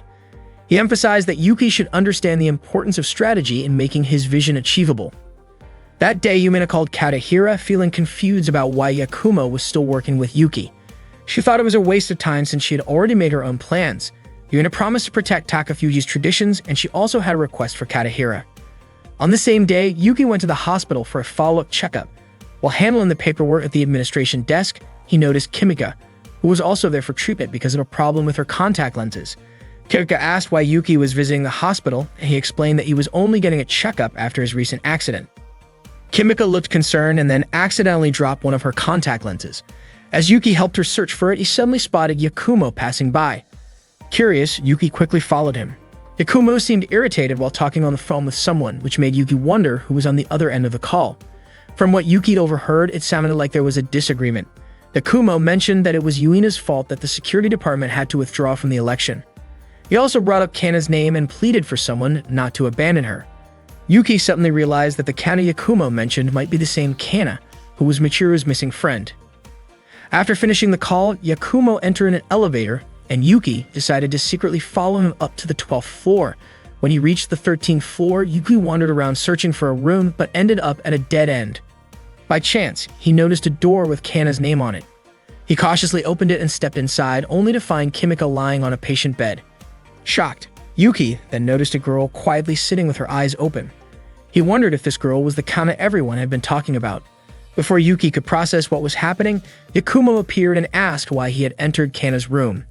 Yuki, didn't even have the chance to respond before Yakumo's subordinates restrained him.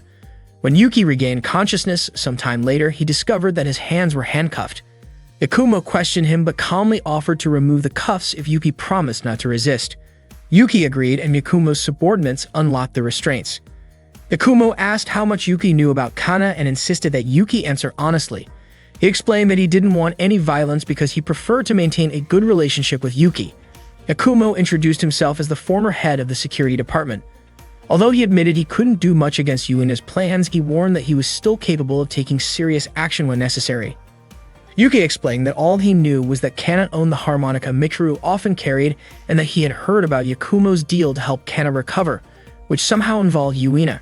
Yakumo admitted that he had made a serious mistake during his time as head of security, unaware that someone else had been secretly listening behind his back. Curious and concerned, Yuki asked what had actually happened to Kana and what Yakumo had done.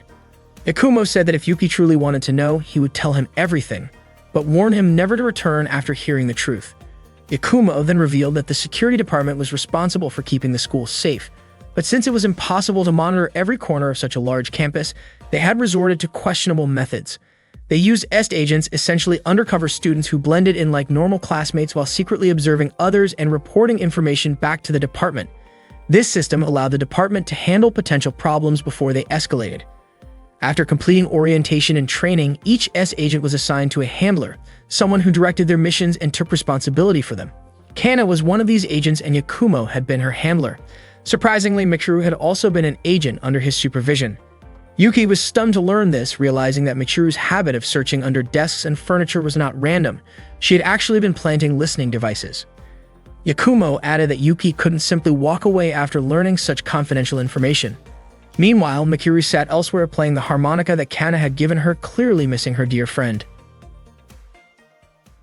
Yuki had just found out that Kana and Mikuru were actually acting as spies. Yakumo explained that they were intentionally using spies to keep the school environment safe.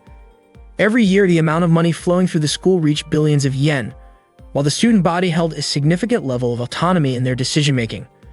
Behind the scenes, however, there was a quiet struggle for power, and Kana ended up caught in part of that conspiracy. Last December, Kana was involved in an accident. Yakumo believed that she was targeted while investigating something important. The memory card inside Kana's camera was thought to contain evidence of the conspiracy, but it was stolen and destroyed. Since then, Kana had remained in a coma. The news of the accident was kept secret to protect the identity of Agent S. Kana was receiving intensive care at a hospital managed by a former member of the security department. That hospital was known for handling sensitive cases like Kana's, so everything had gone smoothly so far. However, Yakumo and the others were facing another serious problem.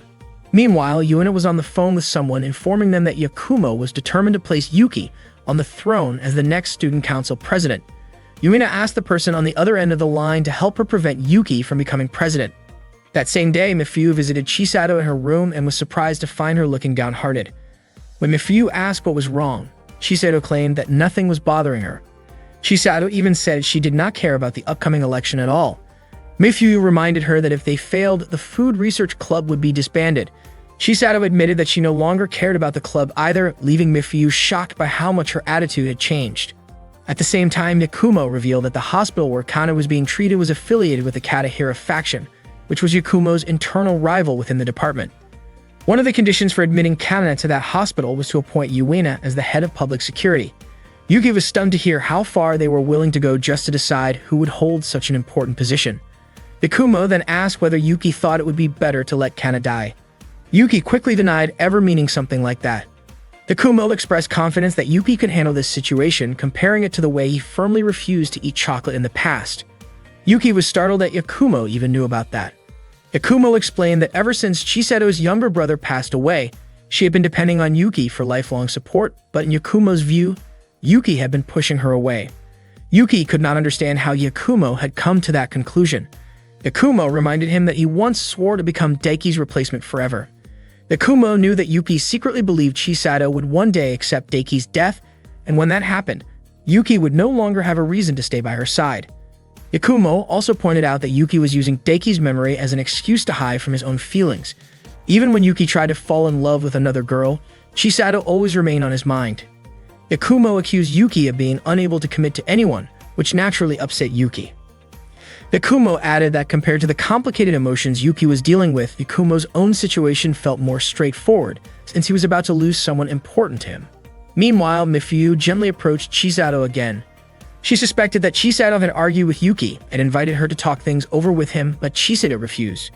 Mifyu urged her to discuss the problem before things got worse, but Chisato insisted on being left alone. While helping Chisato gather a change of clothes from her closet, Mifyu was surprised to find a large number of chocolate pieces that had been partially cut. Mifyu asked where the missing pieces had gone and wondered if, all this time, Chisato had been treating Yuki as a replacement for her late brother. Chisato firmly denied it. Mifyu then asked whether Chisato truly loved Yuki and whether she should see him for who he really was instead of as a substitute for Daiki. Chisato asked Mifyu to leave her alone again, questioning why Mifyu was not more worried about her own feelings since Mifyu clearly loved Yuki as well. Chisato guessed that Mifyu was either holding herself back or concerned about the scar from her surgery. Chisato assured her that Yuki would not care about something like that and encouraged Mifyu not to keep suppressing her own feelings. Shigen wondered why Mifyu had not asked Yuki out yet, believing that Yuki probably liked her too. Mifyu hugged Chisato tightly and begged her not to say things like that again. Elsewhere, Yakumo warned that their political party would soon lose power and that the new ruling party would begin auditing the security department's expenses. Once that happened, it would become obvious that the department's funds were being used for Kana's medical care, and when that truth came to light, Yakumo would no longer be able to continue Kana's treatment. As the gatekeeper of the security department, Yakumo finally crossed paths with Yuki. If Yuki could win the election and become student council president, he would have the influence needed to keep Kana's treatment going. Yakumo admitted that Yuki had surpassed his expectations, but at that moment Yuki found himself caught in the fierce competition for first place in the presidential race. Yakumo explained that the situation had changed because the head of the Katahira faction decided to stop all support for Yuki, which also meant stopping Kana's medical treatment. At that moment, Mifyu was still holding Chisato tightly. Chisato said she wanted forgiveness because Daiki had passed away without being able to eat his favorite chocolate, something she had denied him that day. Daiki was gone and could no longer forgive her, but Chisato shared that simply remembering him eating chocolate had somehow saved her spirit. Chisato admitted that she loved Yuki deeply and felt happiness in her heart, that she could not allow herself to truly be happy because Daiki would never have that chance again. Tears began to flow uncontrollably. Mifyu, wanting to comfort her, quietly changed into a lighter outfit that revealed the scars from her surgery before leaving the room. Chisato, realizing what was happening, rushed after her. Mifyu thought to herself that she could not remain bound to the past and needed to move forward. As soon as the elevator doors opened, Chisato caught up with her and hugged her tightly, apologizing and asking her to stop. Mifyu understood that Chisato loved Daiki, but she was certain that Daiki would never want Chisato to suffer because of him. Chisato confessed that she could not feel happiness for herself when Daiki could no longer feel the same, but Mifyu reassured her, saying Daiki would surely be happy knowing how deeply Chisato loved him. Meanwhile, Yuki asked Yakumo why he refused to tell Michiru about Kana's condition. Yakumo explained that Kana's situation was highly classified, known only to a few people within the security department, and that Yuki was being held to the same level of secrecy. If Yuki dared to reveal the information, Yakumo warned that the security team would step in to stop him and that their partnership would end immediately. Yakumo apologized for putting Yuki in such a difficult position, acknowledging the time and effort Yuki had already invested. He promised to ensure that the Food Research Club would not be disbanded so that their cooperation would not be in vain. One of Yakumo's subordinates returned Yuki's confiscated belongings. Yuki replied that Yakumo was wrong about some things, insisting that their partnership was never a waste. Yuki no longer needed an alliance with Yakumo because he had found his own resolve to become the next student council president. Yuki quickly called Mikuru, but Yakumo ordered his subordinate to seize the phone.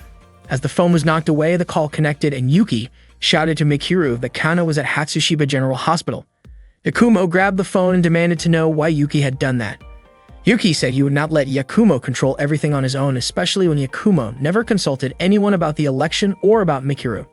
Yuki questioned whether Yakumo intended for Mikuru to keep searching for Kana forever. Yakumo called Yuki foolish for not understanding the full picture and even hinted that he might remove Yuki from the situation entirely. At the same time, the hospital security team announced that an intruder had entered the building, prompting them to raise the security level to maximum. One of the security staff noticed a nurse walking toward Kana's room and approached to ask where she was going. The nurse claimed she needed to give Kana an injection. When the staff member asked her to come along for verification, the nurse swiftly knocked him aside and used a sedative to put him to sleep. It turned out that Michiru had disguised herself as a nurse to reach Kana's room. Soon after, Yakumo arrived but found the room empty and immediately ordered his team to track Michiru down. He looked visibly upset and warned that he would never forgive Yuki if anything happened to Kana. Meanwhile, Michiru carried Kana to a quiet spot near the river. She explained that she had spent all this time searching for Kana, even becoming an S agent and transferring to Takafuji High School to find her. Michiru gently played a harmonica, performing a song Kana had once taught her. While Yakumo's team spread out to search for them, Kana faintly moved one of her fingers as she listened to the music. When the song ended, Kana softly commented that Michiru's harmonica playing was pretty good. Smiling warmly, Kana looked at Michiru, who immediately hugged her in relief. Before long, Yakumo's car arrived. Overcome with emotion, Yakumo could not hold back his tears as he saw Kana awake and smiling at him. Yuki felt an immense sense of relief watching Michiru succeed in bringing Kana back to consciousness. Michiru noticed a golden-yellow aura around Kana and Yuki, which filled her heart with happiness. Yakumo expressed deep gratitude to both Michiru and Yuki. Later that day, Yuki returned home. As he reached for the door, Chisato and Mifuyu stepped out of Chisato's house. Chisato approached Yuki, cut a piece of chocolate, and ate as a quiet symbol that she had accepted her past and no longer saw Yuki as Daiki. Mifuyu watched with a gentle, relieved smile. The next day, the debate between the student council president candidates took place. All three candidates gave speeches in front of the entire student body, each defending their own arguments. The students cheered loudly to support their preferred candidate. Meanwhile, Michiru and Yakumo were at the hospital, keeping Kana company. Yakumo kept an eye on the debate results online and discovered that Yuki had managed to gain the highest number of votes, surpassing the other two candidates. At the same time, Yuna also checked Yuki's vote count and was surprised to see him leading, especially since Yakumo was no longer helping to support his campaign. A member of the security department who was pouring drinks nearby mentioned that according to a reliable source, Yuki had earned those votes through his own efforts. Yuina then said that she would be heading somewhere afterward.